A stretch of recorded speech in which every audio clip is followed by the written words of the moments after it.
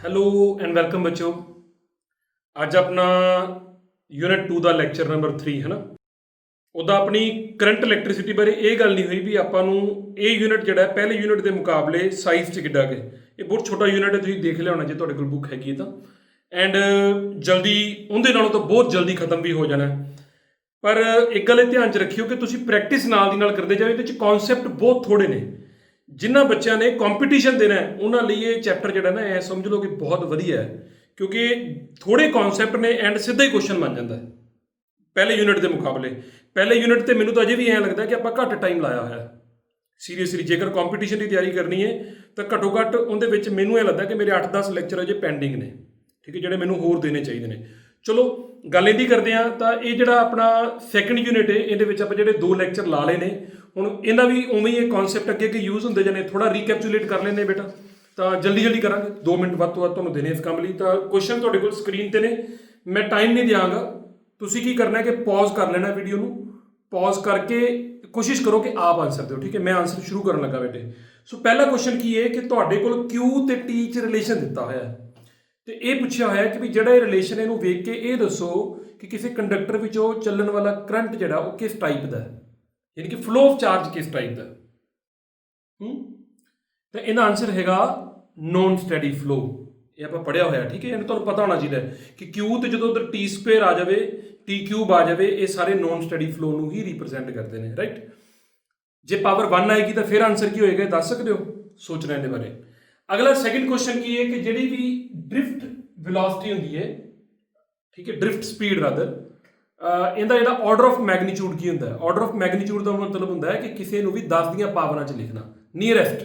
And ਥੋੜਾ ਜਿਹਾ ਇਹਨੂੰ ਕਰੈਕਟ ਵੀ ਕਰ ਲੈਣਾ। ਕੱਲ੍ਹ ਇਹਨਾਂ ਨੂੰ ਮੈਂ ਦੇਖਿਆ ਕੁਝ ਬੁੱਕਸ ਵਿੱਚ ਇੰਨੀ ਵੀ ਵੈਲਿਊ ਮਿਲੀ ਬੇਟੇ, ਇੰਨੇ ਮੀਟਰ ਪਰ ਸੈਕਿੰਡ ਤੱਕ ਵੀ ਹੋ ਸਕਦੀ ਹੈ, ਠੀਕ ਹੈ। ਜਿਵੇਂ ਕਹਾ ਘੱਟ ਤੋਂ ਘੱਟ ਕਿੰਨੀ ਹੋ ਸਕਦੀ ਹੈ, ਉਹ ਇੰਨੀ ਤੋਂ ਲੈ ਕੇ ਵੱਧ ਤੋਂ ਵੱਧ ਕਿੰਨੀ ਹੋ ਸਕਦੀ ਬੇਟੇ, ਇੰਨੀ, ਠੀਕ ਹੈ। ਇਹ ਕਿੰਨਾ ਹੁੰਦਾ ਪਤਾ, this is 1 millimetre per second, ਇੰਨੀ ਵੀ ਹੋ ਸਕਦੀ ਹੈ। So this is question number 2। Question number 3 ਕੀ ਹੈ, ਜਿਹੜੀ ਥਰਮਲ ਸਪੀਡ ਹੈ, ਠੀਕ ਹੈ, ਉਹ ਐਵਰੇਜ ਵੈਲਿਊ ਕਿੰਨੀ ਹੋ ਸਕਦੀ ਥਰਮਲ ਸਪੀਡ ਦੀ। ਵੈਲੋਸਿਟੀ ਦੀ ਐਵਰੇਜ ਵੈਲਿਊ 0 ਸੀ, ਤੁਹਾਨੂੰ ਯਾਦ ਹੈ ਨਾ। ਤੇ ਥਰਮਲ ਸਪੀਡ ਦੀ ਜਿਹੜੀ ਐਵਰੇਜ ਵੈਲਿਊ ਹੈ ਉਹ 10⁴ ਮੀਟਰ ਪਰ ਸੈਕਿੰਡ ਤੋਂ ਲੈ ਕੇ 10⁵ ਮੀਟਰ ਪਰ ਸੈਕਿੰਡ ਤੱਕ ਉਹਦਾ ਆਰਡਰ ਆਫ ਮੈਗਨੀਚਿਊਡ ਹੁੰਦਾ, ਠੀਕ ਹੈ। ਉਸ ਤੋਂ ਬਾਅਦ ਆਉਂਦਾ ਹੈ ਅਗਲਾ 4th ਕੁਐਸਚਨ। ਇਹ ਸਕਰੀਨ ਤੇ ਲਾਸਟ ਕੁਐਸਚਨ ਹੈ ਐਂਡ ਦੇਖੋ ਆਪਣੇ ਆਪ ਆਨਸਰ ਦੇ ਚੁੱਕੇ ਹੋ ਤਾਂ ਬਹੁਤ ਵਧੀਆ ਗੱਲ ਹੈ ਬੇਟੇ। ਜੇ ਆਉਂਦਾ ਤੇ ਇਦੋਂ ਵਧੀਆ ਕੀ ਹੋ ਸਕਦਾ ਹੈ ਨਾ, ਕਿ ਕਿਸੇ ਵੀ ਕੰਡਕਟਰ ਦੇ ਵਿੱਚ ਚੱਲਣ ਵਾਲਾ ਕਰੰਟ ਜਿਹੜਾ ਹੁੰਦਾ ਹੈ, ਜਦੋਂ ਕਰੰਟ ਚੱਲਦਾ ਤੇ ਸਾਨੂੰ ਪਤਾ ਹੈ ਇਲੈਕਟ੍ਰਿਕ ਫੀਲਡ ਮੰਨ ਲਓ ਐ ਨੂੰ ਹੈ। ਜੇ ਇਲੈਕਟ੍ਰਿਕ ਫੀਲਡ ਐ ਨੂੰ ਹੈ ਤਾਂ ਜਿਹੜਾ VD ਹੈ, ਡ੍ਰਿਫਟ ਵੈਲੋਸਿਟੀ ਆਫ ਇਲੈਕਟ੍ਰੋਨਸ, ਉਹਦੀ ਡਾਇਰੈਕਸ਼ਨ ਤੇ E ਦੀ ਡਾਇਰੈਕਸ਼ਨ 'ਚ ਕੀ ਰਿਲੇਸ਼ਨ ਹੋਏਗਾ। ਆਫ ਕੋਰਸ ਜੇ ਪੜਿਆ ਹੋਇਆ ਤਾਂ ਇਲੈਕਟ੍ਰੋਨਸ ਐ ਨੂੰ ਡ੍ਰਿਫਟ ਹੋਣਗੇ, ਯਾਨੀ ਕਿ ਉਹਨਾਂ ਦੀ ਵੈਲੋਸਿਟੀ ਐ ਨੂੰ ਹੈ। ਇਹਨਾਂ ਤੋਂ VD ਜਿਹੜਾ ਹੈ ਉਹ ਐਂਟੀ ਪੈਰਲਲ ਹੈ E ਦੇ ਵਿੱਚ, ਠੀਕ ਹੈ। ਕਿੰਨਾ ਕੁ ਟਾਈਮ ਲੱਗਦਾ ਪਿਆ ਆਪਾਂ ਨੂੰ, ਤਾਂ ਆਪਾਂ ਆਪਦਾ ਜਿਹੜਾ ਚੈਪਟਰ ਨੂੰ ਰਿਵਾਈਜ਼ ਕਰ ਪਾ ਰਹੇ ਹਾਂ, ਠੀਕ ਹੈ। ਅਗਲਾ ਕੁਐਸਚਨ ਬੇਟੇ ਨਾਲ ਦੀ ਨਾਲ ਅਗਲੇ ਆ ਗਏ ਤੁਹਾਡੇ ਕੋਲ। ਹੁਣ ਕੀ ਹੈ ਕਿ ਇਹੀ ਕੰਡਕਟਰ ਹੈ ਆਪਣੇ ਕੋਲ, ਸਿਚੁਏਸ਼ਨ ਇਹ ਹੈ ਕਿ ਇਹਨੂੰ ਤੁਸੀਂ ਪੋਟੈਂਸ਼ੀਅਲ ਡਿਫਰੈਂਸ ਲਾਤਾ V, ਠੀਕ ਹੈ। V ਪੋਟੈਂਸ਼ੀਅਲ ਡਿਫਰੈਂਸ ਲਾਤਾ, ਕੰਡਕਟਰ ਦੀ ਲੈਂਥ ਹੈਗੀ L। ਕੁਐਸਚਨ ਕੀ ਹੈ ਬੇਟੇ, EV ਤੇ L 'ਚ ਕੀ ਰਿਲੇਸ਼ਨ ਹੋਏਗਾ, ਕੀ ਰਿਲੇਸ਼ਨ ਹੋਏਗਾ ਪਤਾ। ਇਹਦਾ ਆਨਸਰ ਜਿਹੜਾ ਉਹ ਇਹ ਹੈ ਕਿ E ਬਰਾਬਰ ਹੁੰਦਾ V/L ਇਨ ਮੈਗਨੀਟਿਊਡ, ਠੀਕ ਹੈ। ਐਂਡ ਇਹ ਯੂਜ਼ ਹੋਣਾ ਬੇਟੇ, ਇਹ ਯੂਜ਼ ਹੋਣਾ ਹੈ। ਅੱਛਾ ਇੱਕ ਗੱਲ ਮੈਂ ਦੱਸਦਾ, ਇਹ ਯੂਜ਼ ਹੋਣਾ ਬੇਟੇ। ਕਰੰਟ ਦਾ ਫਾਰਮੂਲਾ ਕੀ ਹੁੰਦਾ ਹੈ, Q/T। ਇਹ ਵੀ ਅੱਜ ਯੂਜ਼ ਕਰਨਾ ਹੈ ਮੈਂ ਦੁਬਾਰਾ ਫਿਰ। Q ਕਿੰਨੇ ਬਰਾਬਰ ਹੁੰਦਾ ਹੈ, ਉਹ ਬਰਾਬਰ ਹੁੰਦਾ ਹੈ ਨੰਬਰ ਆਫ ਇਲੈਕਟ੍ਰੋਨਸ ਇਨਟੂ ਕੀ ਬੇਟਾ, ਚਾਰਜ ਔਨ 1 ਇਲੈਕਟ੍ਰੋਨ। ਕਿੰਨੇ ਇਲੈਕਟ੍ਰੋਨ ਟ੍ਰਾਂਸਫਰ ਹੋਏ ਇਨਟੂ E। ਇਹ ਤਿੰਨੇ ਅੱਜ ਯੂਜ਼ ਹੋ ਜਾਣੇ, ਬਾਰ-ਬਾਰ ਹੋਈ ਜਾਣੇ, ਤੁਹਾਨੂੰ ਪਤਾ ਲੱਗ ਜੂ ਆਪਣੇ। ਉਸ ਤੋਂ ਬਾਅਦ ਅਗਲਾ ਕੁਐਸਚਨ ਵੈਰੀ ਇੰਟਰਸਟਿੰਗ ਬੇਟੇ, ਉਹ ਇਹ ਹੈ ਕਿ ਤੁਹਾਨੂੰ ਡ੍ਰਿਫਟ ਵੈਲੋਸਿਟੀ ਦਾ ਫਾਰਮੂਲਾ ਦਿੱਤਾ ਹੋਇਆ ਹੈ ਨਾ। ਤੁਸੀਂ ਕੀ ਕਰਨਾ ਹੈ, ਇੱਕ ਤਾਂ ਉਹਦੇ 'ਚ ਮਿਸਿੰਗ ਟਰਮ ਹੈ, ਕੁਐਸਚਨ ਮਾਰਕ ਪਾਇਆ ਜਿਹੜਾ, ਉਹ ਦੱਸਣੀ ਕੀ ਹੈ। ਤੇ ਦੂਜਾ ਇੱਕ ਇਨਕਰੈਕਟ ਕੋਈ ਵੈਲਿਊ ਲਿਖੀ ਹੈ, ਕੋਈ ਇਨਕਰੈਕਟ ਪੈਰਾਮੀਟਰ ਉਹਨੂੰ ਸਹੀ ਕਰਨਾ। ਤਾਂ ਜੇ ਤੁਹਾਨੂੰ ਯਾਦ ਹੋਵੇ ਕਿ VD ਦਾ ਸਹੀ ਫਾਰਮੂਲਾ ਕੀ ਹੈ, ਮਾਈਨਸ ਦਾ E, ਇੱਥੇ M ਦਾ ਆਉਂਦਾ ਹੀ ਆਉਂਦਾ ਹੈ। ਇੱਕ ਤਾਂ ਇੱਥੇ ਗਲਤੀ ਹੋਈ ਬੇਟਾ ਮੇਰੇ ਕੋਲ, ਉਰੇ ਕੀ ਲਿਖਣਾ ਚਾਹੀਦਾ ਸੀਗਾ E ਵੈਕਟਰ, ਤੇ ਨਾਲ ਇੱਥੇ ਕੌਣ ਆਉਣਾ ਸੀਗਾ, ਰਿਲੈਕਸੇਸ਼ਨ ਟਾਈਮ। ਸੋ ਇਹ VD ਦਾ ਫਾਰਮੂਲਾ ਹੁੰਦਾ ਹੈ। ਅਗੇਨ ਇਹਨੂੰ ਮੈਂ ਵਰਤਣਾ ਬੇਟੇ, ਇਸ ਕਰਕੇ ਮੈਂ ਅੱਜ ਲਿਖ ਰਿਹਾ, ਠੀਕ, ਇਹਨੂੰ ਅੱਜ ਹੀ ਵਰਤਾਂਗੇ। ਅਗਲਾ ਯੂਨਿਟ ਇਹਦੇ ਤੋਂ ਹੀ ਚੱਲਣਾ। ਦੇਖੋ ਕਿੰਨਾ ਸੌਖਾ ਕੰਮ ਸੀਗਾ ਉਹ ਵਾਲਾ, ਐਂਡ ਛੋਟੇ ਛੋਟੇ ਫਾਰਮੂਲੇ ਨੇ ਜਿਹੜੇ ਆਪਾਂ ਲਰਨ ਕਰਕੇ ਰੱਖਣੇ ਅੱਗੇ ਤੁਰਨ ਵਾਸਤੇ।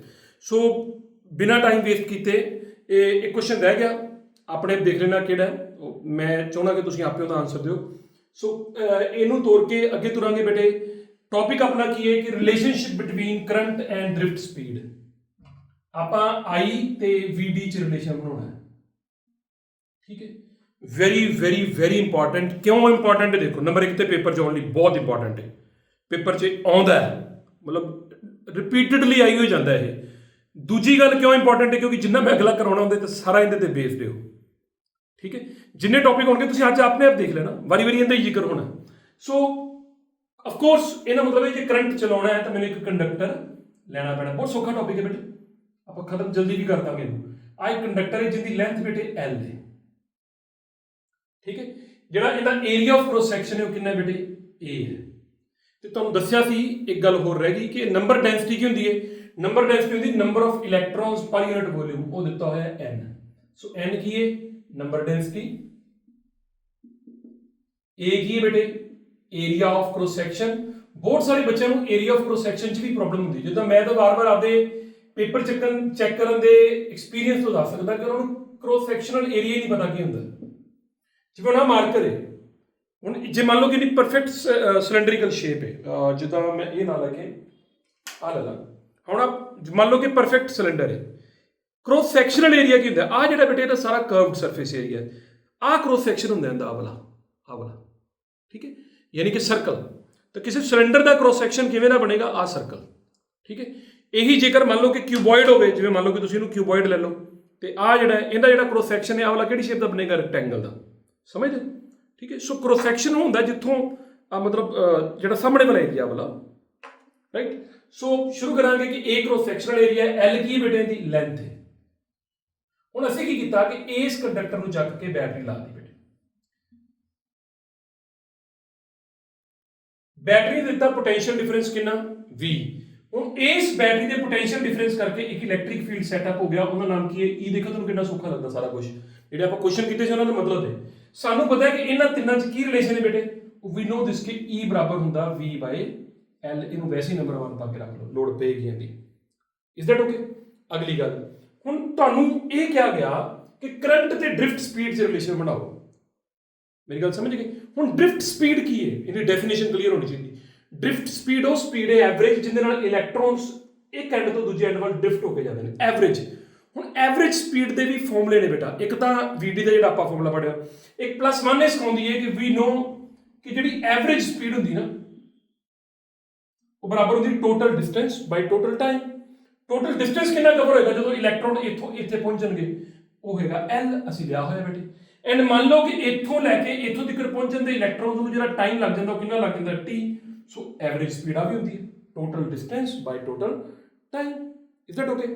ਸੋ ਬੇਟੇ ਇਹ ਮੇਰੀ ਇਕੁਏਸ਼ਨ ਨੰਬਰ ਬਣ ਗਈ 2, ਰਾਈਟ। ਇੱਕ ਤਾਂ ਇਹ ਗੱਲ ਆ ਗਈ। ਅਗਲੀ ਗੱਲ ਆਪਾਂ ਨੂੰ ਵੀ ਆਲਸੋ ਨੋ, ਹੁਣ ਵੇਖਿਆ ਜਿੱਥੇ ਮੈਂ ਰੋਕ ਲਾਂਗਾ, ਬ੍ਰੇਕ ਲਾਵਾਂਗਾ, ਵੀ ਆਲਸੋ ਨੋ ਕਿ I ਬਰਾਬਰ ਹੁੰਦਾ charge, rate of flow of charge. ਇਹ ਨੰਬਰ 3 ਪਾਤਾ। ਆਪਾਂ ਇੱਥੇ ਮੰਨ ਲਿਆ ਕਿ ਅਸਿਊਮ ਦੈਟ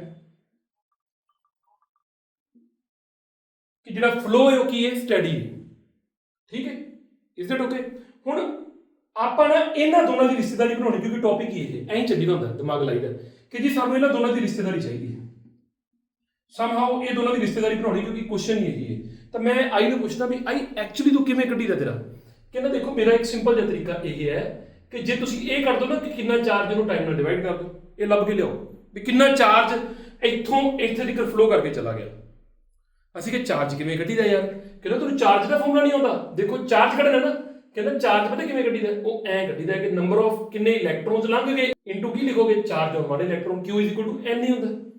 ਓਕੇ, ਹੁਣ ਰਹਿ ਗਈ ਗੱਲ ਕਿ ਨੰਬਰ ਆਫ ਇਲੈਕਟ੍ਰੋਨਸ ਕੱਢਣੇ ਬੇਟੇ ਆਪਾਂ, ਠੀਕ ਹੈ। ਹੁਣ ਨੰਬਰ ਆਫ ਇਲੈਕਟ੍ਰੋਨਸ ਕਿਵੇਂ ਕੱਢਾਂਗੇ, ਇਹ ਤੁਸੀਂ ਐਨ ਵਧੀਆ ਤਰੀਕੇ ਨਾਲ ਸਿੱਖ ਲੈਣਾ। ਮੇਰੇ ਹਿਸਾਬ ਨਾਲ ਹੁਣ ਤੱਕ ਤਾਂ ਵੈਸੇ ਕੋਈ ਚੀਜ਼ ਨਹੀਂ ਸੀ ਇਸ ਟੌਪਿਕ 'ਚ, ਤੇ ਜੇ ਮੈਂ ਤੁਹਾਨੂੰ ਇਹ ਕਹਿ ਰਿਹਾ ਕਿ ਇਹ ਵਾਲੀ ਚੀਜ਼ ਜਿਹੜੀ ਸਿੱਖਣੀ ਹੈ ਬਸ ਉਸ ਤੋਂ ਬਾਅਦ ਗੱਲ ਖਤਮ ਹੋ ਗਈ। ਇੱਥੋਂ ਤੱਕ ਤਾਂ ਕੁਝ ਸਿੱਖਣਾ ਹੀ ਨਹੀਂ ਪਿਆ ਆਪਾਂ ਨੂੰ, ਠੀਕ ਹੈ। ਹੁਣ ਆ ਸਿੱਖਣਾ ਬਸ ਆਪਾਂ। ਸਿੱਖਣਾ ਕਿਵੇਂ ਹੈ, ਦੇਖੋ ਧਿਆਨ ਨਾਲ ਸੁਣੋ। ਆ ਜਿਹੜਾ ਸਿਲੰਡਰ ਹੈ ਨਾ ਆਪਣਾ, ਆ ਸਿਲੰਡਰ, ਆਪਣਾ ਸਿਲੰਡਰ, ਜੇ ਮੈਨੂੰ ਕੋਈ ਪੁੱਛੇ ਕਿ ਨਾ ਵੋਲਿਊਮ ਕਿੰਨਾ ਹੈ, ਵੋਲਿਊਮ ਆਫ ਕੰਡਕਟਰ ਜਿਹੜਾ ਆਪਾਂ ਲਿਆ ਹੈ, ਤੇ ਆਪਣੇ ਕੰਡਕਟਰ ਦਾ ਵੋਲਿਊਮ ਕਿੰਨਾ ਹੋਊਗਾ ਬੇਟੇ, ਉਹਨੇ ਸਿਲੰਡਰ ਹੈ, ਸਿਲੰਡਰ ਦੇ ਵੋਲਿਊਮ ਦਾ ਫਾਰਮੂਲਾ ਪਤਾ ਕਿੰਨਾ, ਏਰੀਆ, ਆ ਵਾਲਾ ਏਰੀਆ ਇਨਟੂ ਆ ਵਾਲੀ ਲੈਂਥ, ਯਾਨੀ ਕਿ ਕਿੰਨਾ ਬਣੇਗਾ AL। ਗੱਲ ਸਮਝ ਆ ਗਈ। ਇੰਨਾ। ਹੁਣ ਅਗਲੀ ਗੱਲ, ਨੰਬਰ ਡੈਂਸਿਟੀ ਕਿੰਨੀ ਬੇਟੇ, ਨੰਬਰ ਡੈਂਸਿਟੀ ਉਹ ਹੈਗੀ n। ਹੁਣ ਧਿਆਨ ਨਾਲ ਸੁਣਿਓ, ਜੇਕਰ ਮੈਂ ਪਹਿਲਾਂ ਕਰਦਾ ਫਿਰ ਉਹਨੂੰ ਪੁੱਛਾਂਗਾ ਤੁਹਾਡੇ ਕੋਲ ਵੀ ਇਹਦੇ ਨਾਲ ਕੀ ਆਨਸਰ ਆਇਆ। ਜੇ ਨੰਬਰ ਡੈਂਸਿਟੀ n ਹੈ ਦੇਅਰਫੋਰ ਮੈਂ ਇਹ ਬੋਲਦਾ ਕਿ ਜਿਹੜਾ ਆ NaL ਇਹ ਕੀ ਚੀਜ਼ ਬਣੇਗੀ ਭਲਾ, ਜੇ ਮੈਂ n ਤੇ a ਤੇ l ਨੂੰ ਮਲਟੀਪਲਾਈ ਕਰਦਾ, ਬਸ ਆਹੀ ਸਿੱਖਣਾ ਜੀ। ਉਸ ਤੋਂ ਬਾਅਦ ਮੈਂ ਸਮਝ ਲਓ ਕਹਾਣੀ ਖਤਮ ਹੈ। ਸੁਣੋ, ਨੰਬਰ ਡੈਂਸਿਟੀ ਹੁੰਦੀ ਹੈ ਨੰਬਰ ਆਫ ਇਲੈਕਟ੍ਰੋਨਸ ਪਰ ਯੂਨਿਟ ਵੋਲਿਊਮ, ਇਹ ਆਪਾਂ ਪਿਛਲੀ ਕਲਾਸ 'ਚ ਪਿਛਲੇ ਲੈਕਚਰ 'ਚ ਪੜ੍ਹ ਆਏ। ਹੁਣ ਜੇ ਯੂਨਿਟ ਵੋਲਿਊਮ ਦੇ ਵਿੱਚ ਇੰਨੇ ਇਲੈਕਟ੍ਰੋਨਸ ਨੇ n, ਜਿਵੇਂ 1 ਮੀਟਰ ਕਿਊਬ 'ਚ ਇੰਨੇ ਨੇ, ਤੇ ਜੇਕਰ ਮੰਨ ਲਓ ਕਿ ਮੇਰਾ ਜਿਹੜਾ ਵੋਲਿਊਮ ਹੈ ਉਹ Al ਹੋਏਗਾ, ਜਿਵੇਂ ਕਿ ਹੈਗਾ, ਇਹਦੇ 'ਚ ਕਿੰਨੇ ਹੋਣਗੇ? ਜੇ ਇੱਕ 'ਚ n ਨੇ ਤਾਂ Al 'ਚ ਕਿੰਨੇ ਹੋਣਗੇ ਬੇਟੇ? NaL। ਹੁਣ ਬਿਫੋਰ ਮੇਰੇ ਹਿਸਾਬ ਨਾਲ ਤੁਹਾਨੂੰ ਆਹੀ ਨੋਟ ਕਰਨਾ ਚਾਹੀਦਾ, ਠੀਕ ਹੈ। ਇਹਦਾ ਮਤਲਬ ਇਹ ਹੋ ਗਿਆ ਕਿ ਮੇਰੇ ਇੱਥੋਂ ਲੈ ਕੇ ਇੱਥੋਂ ਤੱਕ ਕਿੰਨੇ ਇਲੈਕਟ੍ਰੋਨਸ ਨੇ? NaL। ਸੋ ਇਹ ਮੇਰੇ ਕੋਲ ਕੀ ਆ ਗਿਆ? Number of electrons, total number of electrons in this conductor, ਠੀਕ ਹੈ। ਹੁਣ ਜਿਹੜਾ ਫਿਰ देयरफॉर Q ਕਿੰਨੇ ਬਰਾਬਰ ਹੋ ਗਿਆ? ਇਹਨੂੰ ਮੈਂ ਜੇ ਸਟਾਰ ਇਕੁਏਸ਼ਨ ਹੀ ਪਾ ਕੇ ਰੱਖ ਲਾਂ, देयरफॉर Q ਕਿੰਨੇ ਬਰਾਬਰ ਹੋ ਗਿਆ? ਹੋ ਗਿਆ NaL ਦੇ ਨਾਲ ਇੱਥੇ NaL ਭਰਦਾ ਬੇਟੇ, ਇਨਟੂ ਕੀ ਭਰ ਦੋਗੇ? E। ਆ ਨੰਬਰ ਆਫ ਇਲੈਕਟ੍ਰੋਨਸ ਆ ਗਏ। ਇਹਦੀ ਵੈਲਿਊ ਨੂੰ ਇੱਥੇ ਲੈ ਕੇ ਪੁੱਟ ਕਰ ਦੋ। देयरफॉर 3 ਕਹਿੰਦਾ ਕਿ ਮੇਰੇ ਕੋਲ ਆਓ ਭਾਈ ਸਾਹਿਬ, ਮੈਂ ਤੁਹਾਨੂੰ ਦੱਸਦਾ ਕਿ ਕਰੰਟ ਕਿੰਨਾ ਬਣੇਗਾ। Q ਦੀ ਲੈ ਕੇ ਵੈਲਿਊ ਕਰੋ NaE, ਤੇ ਮੈਂ ਜਾਣ ਕੇ ਥੋੜਾ ਜਿਹਾ L ਪਿੱਛੇ ਰੱਖ ਲਿਆ, ਦਿਮਾਗ ਰਾਓ ਕਿਉਂ ਰੱਖਿਆ? L ਨੂੰ ਪਿੱਛੇ ਹੈ ਤਾਂ ਉਹੀ ਬੇਟੇ, NaEL ਨੂੰ ਪਿੱਛੇ ਰੱਖ ਲਿਆ ਬਸ, ਠੀਕ ਹੈ। ਹੁਣ ਸੋਚੋ ਕਿ ਰਿਲੇਸ਼ਨ ਕਿਹਨਾਂ ਕਿਹਨਾਂ ਦੋਨਾਂ 'ਚ ਬਣਾਉਣਾ ਸੀ? ਇਹਨਾਂ ਦੋਹਾਂ 'ਚ। ਮੈਨੂੰ ਲੱਗਦਾ ਕਿ ਬਣ ਗਿਆ। ਕਿਵੇਂ ਬਣ ਗਿਆ? ਕਿ I ਕਹਿੰਦਾ ਕਿ ਯਾਰ ਮੇਰੇ ਫਾਰਮੂਲੇ 'ਚ ਆ ਚੀਜ਼ਾਂ ਆਈਆਂ। ਹੁਣ ਦੱਸ ਵੀ VD ਤੂੰ ਮੇਰੇ ਨਾਲ ਰਿਸ਼ਤੇਦਾਰੀ ਬਣਾਉਣਾ ਹੈ ਕਿ ਰਿਸ਼ਤੇਦਾਰੀ ਵੇਖ ਲੈਣੇ ਬੰਦੇ ਕਿ ਨਹੀਂ ਬੰਦੀ ਤੇਰੇ, ਤੂੰ ਇਹ ਦੱਸ ਵੀ ਕਿਵੇਂ ਬਣੇਗੀ? ਕਹਿੰਦਾ ਤੇਰੇ 'ਚ L/T ਹੋਣਾ ਚਾਹੀਦਾ, ਫਿਰ ਮੈਂ ਉਹਨੂੰ VD ਕਹਿ ਸਕਦਾ। ਅਸੀਂ ਕਿਉਂ ਤਾਂ ਆ ਗਿਆ, ਦੇਖੋ ਆ ਪਿਆ।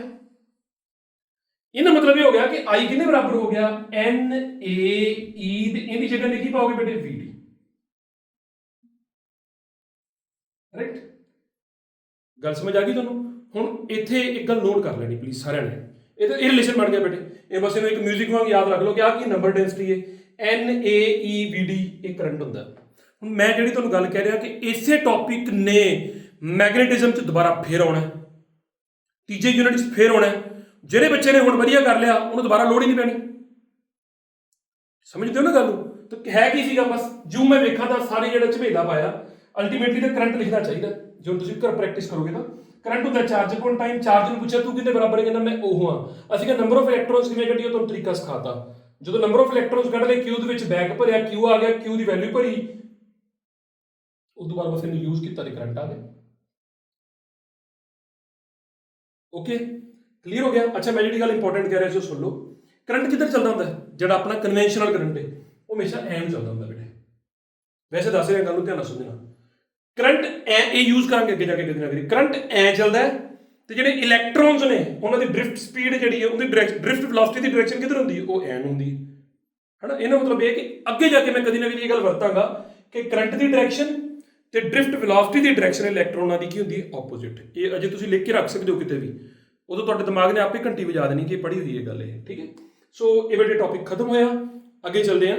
ਹੁਣ ਇਹਦੇ ਤੇ ਹੀ ਦੋ ਛੋਟੇ ਛੋਟੇ ਨਿਊਮੈਰੀਕਲ ਕਰਾਂਗੇ, ਫਿਰ ਉਸ ਤੋਂ ਬਾਅਦ ਇਹਨੂੰ ਹੀ ਤੋੜਨਾਗੇ। ਤੁਸੀਂ ਸਕਰੀਨਸ਼ਾਟ ਲੈ ਕੇ ਰੱਖੋ, ਮੈਂ ਇਹਦੇ ਤੋਂ ਅੱਗੇ ਤੋਰਾਂਗਾ, ਦੇਖਿਓ ਕਿੱਡਾ ਵਧੀਆ ਹੁੰਦਾ। ਅੱਜ ਆਪਾਂ ਓਮਸ ਲਾਅ ਦੀ ਫਾਊਂਡੇਸ਼ਨ ਰੱਖ ਦੇਣੀ ਹੈ, ਬਹੁਤ ਵਧੀਆ ਇੱਕ ਡੈਮੋਨਸਟ੍ਰੇਸ਼ਨ ਵੀ ਕਰਕੇ ਦੇਖ ਲੈਣੀ ਹੈ, ਸੋ ਜਲਦੀ ਕਰਿਓ। ਸੋ ਬੇਟਾ ਪਹਿਲਾ ਨਿਊਮੈਰੀਕਲ ਤੁਹਾਡੇ ਕੋਲ ਸਕਰੀਨ ਤੇ ਅਵੇਲੇਬਲ ਹੈ, ਇੱਥੇ ਵੀ ਮੈਂ ਲਿਖ ਲਿਆ, ਬਹੁਤ ਸੌਖਾ।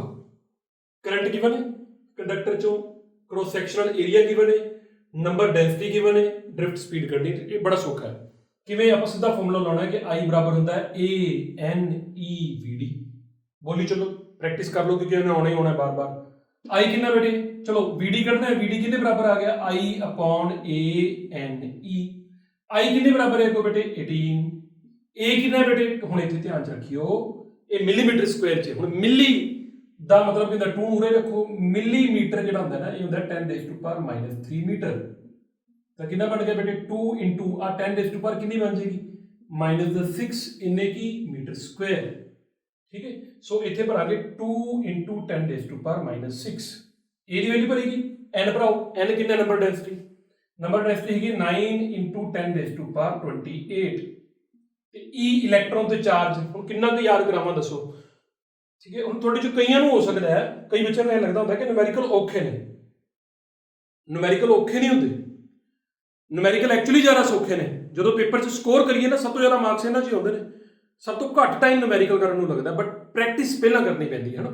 ਔਖੇ ਬੇਟੇ ਉਹਨਾਂ ਲਈ ਨੇ ਜਿਹੜੇ ਘਰ ਤੋਂ ਚੱਲੇ ਹੀ ਨਹੀਂ, ਉਹ ਕਹਿਣ ਕਿ ਅਸੀਂ ਮੰਜ਼ਿਲ ਤੇ ਪਹੁੰਚ ਜਾਈਏ, ਉਹ ਕਦੇ ਵੀ ਨਹੀਂ ਪਹੁੰਚਣਗੇ, ਹੈ ਨਾ। ਮੰਜ਼ਿਲ ਤੇ ਪਹੁੰਚਣ ਲਈ ਪਹਿਲਾਂ ਘਰ ਤੋਂ ਚੱਲਣਾ ਪੈਂਦਾ। ਜੇ ਤੁਹਾਨੂੰ ਇਹ ਲੱਗਦਾ ਕਿ ਤੁਸੀਂ ਵਧੀਆ ਬਣੋ, ਪ੍ਰੈਕਟਿਸ ਕਰਨੀ ਪਏਗੀ, ਠੀਕ ਹੈ। ਸੋ ਕਈ ਜਣੇ ਇੱਦਾਂ ਦੇ ਹੁੰਦੇ ਜਿਹੜੇ ਨੂਮੈਰੀਕਲ ਜਦੋਂ ਸ਼ੁਰੂ ਹੁੰਦਾ ਸਕਿਪ ਮਾਰ ਜਾਂਦੇ ਹੋਣਗੇ, ਇੱਦਾਂ ਦੇ ਵੀ ਲੋਕ ਬੈਠੇ। ਸੋ ਧਿਆਨ 'ਚ ਰੱਖਿਓ ਕਿ ਜੇ ਤੁਸੀਂ ਸੁਣ ਰਹੇ ਹੋ ਤਾਂ ਤੁਹਾਨੂੰ ਮੱਥਾ ਮਾਰਨਾ ਪਊਗਾ। ਵੇਖੋ ਬੇਟਾ ਸੌਖਾ ਕੰਮ ਹੋ ਗਿਆ। ਹੁਣ ਕਟਿੰਗ ਕਰਦੇ ਆਪਾਂ, ਚਲੋ ਆਓ ਰਲ ਕੇ ਕਰੀਏ। 9 ਤੇ 2 18 ਐ। ਚਲੋ ਜੇ ਤੁਸੀਂ ਕਹੋ ਤਾਂ ਮੈਂ ਨੂਮੈਰੀਕਲ ਵੈਲਿਊਜ਼ ਅਲੱਗ-ਅਲੱਗ ਕਰ ਲੈਣਾ। ਇੱਕ 18, ਇੱਕ 2, ਇੱਕ 9 ਤੇ ਇੱਕ 1.6 ਆ ਹੋ ਗਏ। ਪਾਵਰਾਂ ਇਕੱਠੀਆਂ ਕਰਾਓ ਬੇਟੇ, ਕਿੰਨੀਆਂ ਨੇ? 19 ਤੇ ਮਾਈਨਸ ਦਾ 6, -6 ਤੇ -19 -25 ਹੋ ਗਿਆ, -25 ਤੇ ਪਲੱਸ ਦਾ 28 ਪਲੱਸ ਦਾ 3 ਹੋ ਗਿਆ, ਪਲੱਸ ਦਾ 3 ਨੀਚੇ ਬਣਿਆ, ਉੱਪਰ ਜਾ ਕੇ ਕਿੰਨਾ ਬਣੇਗਾ? 10⁻³ ਸੋ ਇੱਕ ਤਾਂ ਆਹ ਆ ਗਿਆ। ਇਹਨੇ ਕੀ ਆ ਰਿਹਾ ਆਪਣਾ ਆਨਸਰ ਮੀਟਰ ਪਰ ਸੈਕਿੰਡ, ਕਿਉਂਕਿ ਆਪਾਂ ਸਾਰਾ ਕੁਝ ਐਸਆਈ 'ਚ ਕਨਵਰਟ ਕਰ ਲਿਆ ਹੋਇਆ। ਹੁਣ ਇੱਥੇ ਆ ਜਾਓ, ਆ ਵੀ 18 ਬਣੇਗਾ ਟੋਟਲ ਮਲਟੀਪਲਾਈ ਕਰਕੇ, ਇਹਦੇ ਨਾਲ ਕੱਟੇਗਾ ਨਾ। ਹੁਣ 1/1.6 ਇਹ ਪ੍ਰੈਕਟਿਸ ਹੈ। ਜਿਨ੍ਹਾਂ ਨੇ ਬਾਰ-ਬਾਰ ਕੀਤਾ ਉਹਨਾਂ ਨੂੰ ਪਤਾ ਹੈ ਕਿ ਇਹ ਨੰਬਰ ਕਈ ਵਾਰੀ ਆ ਰਿਹਾ। ਇਹਦੀ ਵੈਲਿਊ ਹੁੰਦੀ 0.625, ਤੁਹਾਨੂੰ ਯਾਦ ਹੋ ਜਾਣੀ ਚਾਹੀਦੀ। ਹੁਣ ਜੇ ਤੂੰ ਥੋੜੇ ਵੀ ਨੂਮੈਰੀਕਲ ਕੀਤੇ ਨੇ, ਪਤਾ ਨਹੀਂ ਕਿੰਨੀ ਵਾਰੀ ਇਹ ਬਾਰ-ਬਾਰ ਹੁੰਦਾ ਹੈ। ਆ ਗਿਆ, ਚਲੋ ਮੈਂ ਇਹਨੂੰ ਐਂ ਲਿਖ ਦਿੰਦਾ ਕਿ 0.625 ਲਿਖਿਆ ਰਹਿੰਦੇ ਨੇ। ਆ ਸੋਹਣਾ ਨੰਬਰ ਹੈ ਬੇਟੇ, ਇੰਨੇ ਮਿਲੀਮੀਟਰ ਪਰ ਸੈਕਿੰਡ ਆ ਗਿਆ, ਠੀਕ ਹੈ। ਦੇਖੋ ਕਿੰਨੀ ਥੋੜੀ ਹੈ। ਔਰ ਸੱਚ ਇਹ ਕੁਐਸਚਨ ਦਾ ਆਨਸਰ ਹੀ ਦੇਣਾ ਰਹਿ ਗਿਆ ਬੇਟੇ ਕਿ ਡ੍ਰਿਫਟ ਸਪੀਡ ਜਦੋਂ ਇੰਨੀ ਘੱਟ ਹੁੰਦੀ, ਹੁਣ ਇਹ ਸੱਚ ਨੋਟ ਕਰ ਲਿਓ, ਮੈਂ ਲਿਖ ਕੇ ਦੇ ਰਿਹਾ ਨਾਲ ਤੁਹਾਨੂੰ ਇੱਥੇ ਵੀ। ਮੈਂ ਕੁਐਸਚਨ ਪੁੱਛਿਆ ਸੀ ਨਾ ਸੈਕਿੰਡ ਲੈਕਚਰ 'ਚ ਕਿ ਜੇ ਡ੍ਰਿਫਟ ਸਪੀਡ ਇੰਨੀ ਘੱਟ ਹੁੰਦੀ ਹੈ, 1 ਸੈਕਿੰਡ 'ਚ ਦੇਖੋ ਸਿਰਫ ਇੰਨਾ, 1 ਮਿਲੀਮੀਟਰ ਤੋਂ ਵੀ ਘੱਟ, ਤਾਂ ਫਿਰ ਆਪਾਂ ਜਦੋਂ ਇਹ ਸਵਿਚ ਲਾਈਟ ਨੂੰ ਔਨ ਆਫ ਕਰਦੇ ਹਾਂ, ਇਹ ਇਮੀਡੀਏਟਲੀ ਕਿਉਂ ਜਗ ਪੈਂਦੀ ਹੈ? ਦੋ ਗੱਲਾਂ ਦਾ ਧਿਆਨ ਦੇ ਦਿਓਗੇ ਬੇਟੇ। ਨੰਬਰ 1 ਤੇ ਦੋ ਗੱਲਾਂ ਆਮ ਤੌਰ ਤੇ ਬੱਚੇ ਸਿਰਫ ਪਹਿਲੇ ਕੁਐਸਚਨ ਦਾ ਪਹਿਲਾ ਹੀ ਆਨਸਰ ਦੇ ਪਾਉਂਦੇ ਨੇ, ਦੂਜੀ ਗੱਲ ਬੋਲਦੇ ਨਹੀਂ ਹੈਗੇ। ਸੋ ਇਹ ਤੁਸੀਂ ਨੋਟ ਕਰਨਾ ਹੈ। ਜਿਹੜਾ ਆਪਾਂ ਲੋਕ ਹਨ ਨਾ, ਜਿਹੜੇ ਕੌਨਸ਼ੀਅਸ ਮਾਈਂਡ ਆ, ਜਿਹੜੇ ਆਪਾਂ ਸ਼ਾਇਦ ਇੰਨੇ ਡਿਸਿਪਲਿਨਡ ਨਹੀਂ ਹੈਗੇ। ਇਹ ਜਿੰਨੇ ਵੀ ਪਾਰਟੀਕਲਸ ਨੇ ਨਾ, ਇੱਕ ਦੂਜੇ ਨਾਲ ਜਿਹੜੀ ਇਨਫੋਰਮੇਸ਼ਨ ਕਨਵੇ ਕਰਦੇ ਨੇ, ਉਹਦਾ ਇੱਕ ਖਾਸ ਤਰੀਕਾ ਹੈ। ਪਹਿਲੇ ਨੰਬਰ ਤੇ ਮੈਂ ਬੋਲਦਾ ਕਿ ਕਿਸੇ ਵੀ ਤਾਰ ਦੇ ਵਿੱਚ ਇੱਥੋਂ ਲੈ ਕੇ ਉੱਥੋਂ ਤੱਕ ਇਸ ਜਦੋਂ ਮੈਂ ਸ਼ਿਫਟ ਕਰਾਂਗਾ, ਇੱਕ ਇਲੈਕਟ੍ਰੋਨ ਨਹੀਂ ਹੈਗਾ, ਇਲੈਕਟ੍ਰੋਨ ਬਹੁਤ ਸਾਰੇ ਨੇ, ਠੀਕ ਹੈ, ਭਰੇ ਹੋਏ ਨੇ ਪੂਰੀ ਤਰ੍ਹਾਂ ਵਿੱਚ। ਤੇ ਜਦੋਂ ਆਪਾਂ ਇੱਕ ਨੂੰ ਪੁਸ਼ ਕਰਦੇ ਹਾਂ, ਉਹ ਅੱਗੋਂ ਸਾਰਿਆਂ ਨੂੰ ਪੁਸ਼ ਕਰਦਾ। ਉਹ ਮਤਲਬ ਇੱਕ ਪੁਸ਼ ਹੋਇਆ, ਉਹਨੇ ਅਗਲੇ ਨੂੰ ਪੁਸ਼ ਕਰਨਾ, ਉਹਨੇ ਅਗਲੇ ਨੂੰ ਪੁਸ਼ ਕਰਨਾ, ਉਹਨੇ ਅਗਲੇ ਨੂੰ। ਪਰ ਇਹ ਤੇ ਗੱਲ ਹੋ ਗਈ ਬੇਟੇ, ਅੱਧੀ ਜਨਤਾ ਨੂੰ ਇੰਨਾ ਕੁ ਆਨਸਰ ਪਤਾ ਹੁੰਦਾ। ਦੂਜੀ ਗੱਲ ਇਹ ਕਿ ਫਿਰ ਵੀ ਇਹਨੂੰ ਟਾਈਮ ਲੱਗਣਾ ਚਾਹੀਦਾ ਜੇ ਐਵੇਂ ਵੀ ਹੈ ਤਾਂ। ਤੁਸੀਂ ਡੋਮੀਨੋਜ਼ ਦੀ ਗੇਮ ਦੇਖੀ ਹੋਈ ਕਦੀ YouTube ਤੇ? ਹਾਂ, ਉਹ ਡੋਮੀਨੋਜ਼ ਪਤਾ ਨਾ ਜਿਹੜੇ ਇੱਕ ਦੂਜੇ ਦੇ ਨਾਲ ਲਾਏ ਹੁੰਦੇ ਨੇ, ਜਦੋਂ ਆਪਾਂ ਇੱਕ ਨੂੰ ਡੇਗਦੇ ਹਾਂ ਤੇ ਜੇ 100ਵੇਂ ਨੇ ਡਿੱਗਣਾ ਉਹਨੂੰ ਟਾਈਮ ਤਾਂ ਲੱਗੇਗਾ। ਦੂਜੀ ਗੱਲ ਇਹ ਖਾਸ ਹੈ, ਐਂਡ ਇਹ ਆਪਾਂ ਅੱਗੇ ਵੀ ਵਰਤਣੀ ਹੈ, ਕਿ ਜਿਹੜੇ ਕੰਡਕਟਰਸ ਨੇ, ਜਿਹੜੀ ਇਹਨਾਂ 'ਚ ਇਹ ਇਨਫੋਰਮੇਸ਼ਨ ਹੈ ਕਿ ਸਾਨੂੰ ਡ੍ਰਿਫਟ ਮਿਲੀ ਹੈ, ਇਹ ਲਾਈਟ ਦੀ ਸਪੀਡ ਦੇ ਨਾਲ, ਕਿਹੜੀ ਸਪੀਡ ਦੇ ਨਾਲ? ਲਾਈਟ ਦੀ ਸਪੀਡ ਦੇ ਨਾਲ 3 × 10⁸ ਮੀਟਰ ਪਰ ਸੈਕਿੰਡ ਦੇ ਨਾਲ ਇਹ ਵਾਲੀ ਇਨਫੋਰਮੇਸ਼ਨ ਸਾਰੇ ਕੰਡਕਟਰ 'ਚ ਕਨਵੇ ਹੋ ਜਾਂਦੀ ਨਾਲ ਦੀ ਨਾਲ, ਠੀਕ ਹੈ। ਜਦੋਂ ਸਾਰੇ ਕੰਡਕਟਰ 'ਚ ਕਨਵੇ ਹੋ ਜਾਂਦੀ, ਇਸ ਕਰਕੇ ਉਹ ਵੀ ਡ੍ਰਿਫਟ ਹੋ ਜਾਂਦੇ ਨਾਲ ਦੀ ਨਾਲ ਹੀ। ਕਿੰਨੀ ਸਪੀਡ ਨਾਲ? ਲਾਈਟ ਦੀ ਸਪੀਡ ਦੇ ਨਾਲ ਇਹ ਸਾਰੀ ਇਨਫੋਰਮੇਸ਼ਨ ਕਨਵੇ ਹੁੰਦੀ ਹੈ, ਤਾਂ ਜਗਦਾ ਹੈ, ਠੀਕ ਹੈ। ਮੈਂ ਫਿਰ ਕਹਾਂ ਦੋ ਰੀਜ਼ਨ ਨੇ, ਦੋਨੇ ਯਾਦ ਰੱਖਣਾ, ਰਿਵਾਈਂਡ ਕਰਕੇ ਦੁਬਾਰਾ ਸੁਣ ਲੈਣਾ। ਸੋ ਆਈ ਫੋਰਗੋਟ ਟੂ ਆਨਸਰ, ਮੈਨੂੰ ਯਾਦ ਇੱਥੇ ਜਾ ਕੇ ਆਇਆ। ਅਗਲਾ ਨੂਮੈਰੀਕਲ ਤੁਹਾਡੇ ਕੋਲ ਸਕਰੀਨ ਤੇ ਹੈਗਾ ਬੇਟਾ, ਮੈਂ ਇੱਥੇ ਲਿਖ ਲਿਆ, ਪਰ ਧਿਆਨ 'ਚ ਰੱਖਿਓ ਕਿ ਇਹ NCERT ਦਾ ਨੂਮੈਰੀਕਲ ਹੈ, ਸੋ ਇੰਪੋਰਟੈਂਟ ਵੀ ਹੈ ਐਂਡ ਕੁਝ ਸਿੱਖਣ ਨੂੰ ਨਵਾਂ ਮਿਲੇਗਾ। ਐਂਡ ਤੁਸੀਂ ਇੱਕ ਫਾਰਮੂਲਾ ਨਵਾਂ ਬਣਾ ਕੇ ਰੱਖ ਲੈਣਾ, ਠੀਕ ਹੈ, ਆਪਦੇ ਕੋਲ। ਇਹ ਅੱਛਾ ਨੂਮੈਰੀਕਲ ਹੈ, ਮੈਂ ਇਹਨੂੰ ਮੰਨਦਾ ਹਾਂ ਇਹਦਾ। ਹੁਣ ਕੀ ਹੈ ਕਿ ਸੇਮ ਉਵੇਂ ਹੀ ਆਪਾਂ ਨੂੰ ਕ੍ਰੋਸ ਸੈਕਸ਼ਨਲ ਏਰੀਆ ਦਿੱਤਾ ਹੈ, ਕਰੰਟ ਦਿੱਤਾ ਹੈ, ਲੇਕਿਨ ਕੀ ਦਿੱਤਾ ਹੈ ਕਿ ਕਾਪਰ ਦਿੱਤਾ ਹੈ, ਤੇ ਇਹ ਵੀ ਦਿੱਤਾ ਕਿ ਇੱਕ ਐਟਮ ਜਿਹੜਾ ਨਾ, ਪੜ੍ਹ ਸਕਦੇ ਹੋ, ਇੱਕ ਐਟਮ ਇੱਕ ਇਲੈਕਟ੍ਰੋਨ ਡੋਨੇਟ ਕਰਦਾ, ਠੀਕ ਹੈ। ਇੱਕ ਐਟਮ ਦੇ ਕੋਲੋਂ ਇੱਕ ਇਲੈਕਟ੍ਰੋਨ ਬਾਹਰ ਨਿਕਲਦਾ ਹੈ। ਕਾਪਰ ਦਾ ਐਟੋਮਿਕ ਮਾਸ ਦੇ ਗਿਆ, ਆਹ ਦੋ ਚੀਜ਼ਾਂ ਜੇ ਨਵੀਆਂ ਵੀ ਦੇ ਗਿਆ, ਡੈਂਸਿਟੀ ਵੀ ਦੇ ਗਿਆ ਤੇ ਕਾਹ ਵੀ ਦੇ ਗਿਆ। ਕਹਿੰਦਾ ਡ੍ਰਿਫਟ ਸਪੀਡ ਕੱਢੋ। ਅਸੀਂ ਕਿਹਾ ਦੇਖ ਯਾਰ ਡ੍ਰਿਫਟ ਸਪੀਡ ਕਿਵੇਂ ਕੱਢੀ ਦੀ ਸੀ, ਉਹਦਾ ਫਾਰਮੂਲਾ ਸੀ, ਦੇਖੋ ਆਪਾਂ ਆਪ ਹੀ ਅੜਾਂਗੇ। ਆਹ ਫਾਰਮੂਲਾ ਹੈ, ਇਸ ਫਾਰਮੂਲੇ ਦੇ ਹਿਸਾਬ ਨਾਲ ਚੱਲਣਾ ਤਾਂ VD ਕਿਵੇਂ ਨਿਕਲ ਸਕਦਾ? VD ਤਾਂ ਨਿਕਲੇਗਾ ਜੇ ਕਰੰਟ ਪਤਾ ਹੈ, ਕਰੰਟ ਪਤਾ ਹੈ, ਇਹ ਪਤਾ ਹੈ, ਇਹ ਪਤਾ ਹੈ, N ਪਤਾ ਹੈ, N ਨਹੀਂ ਪਤਾ।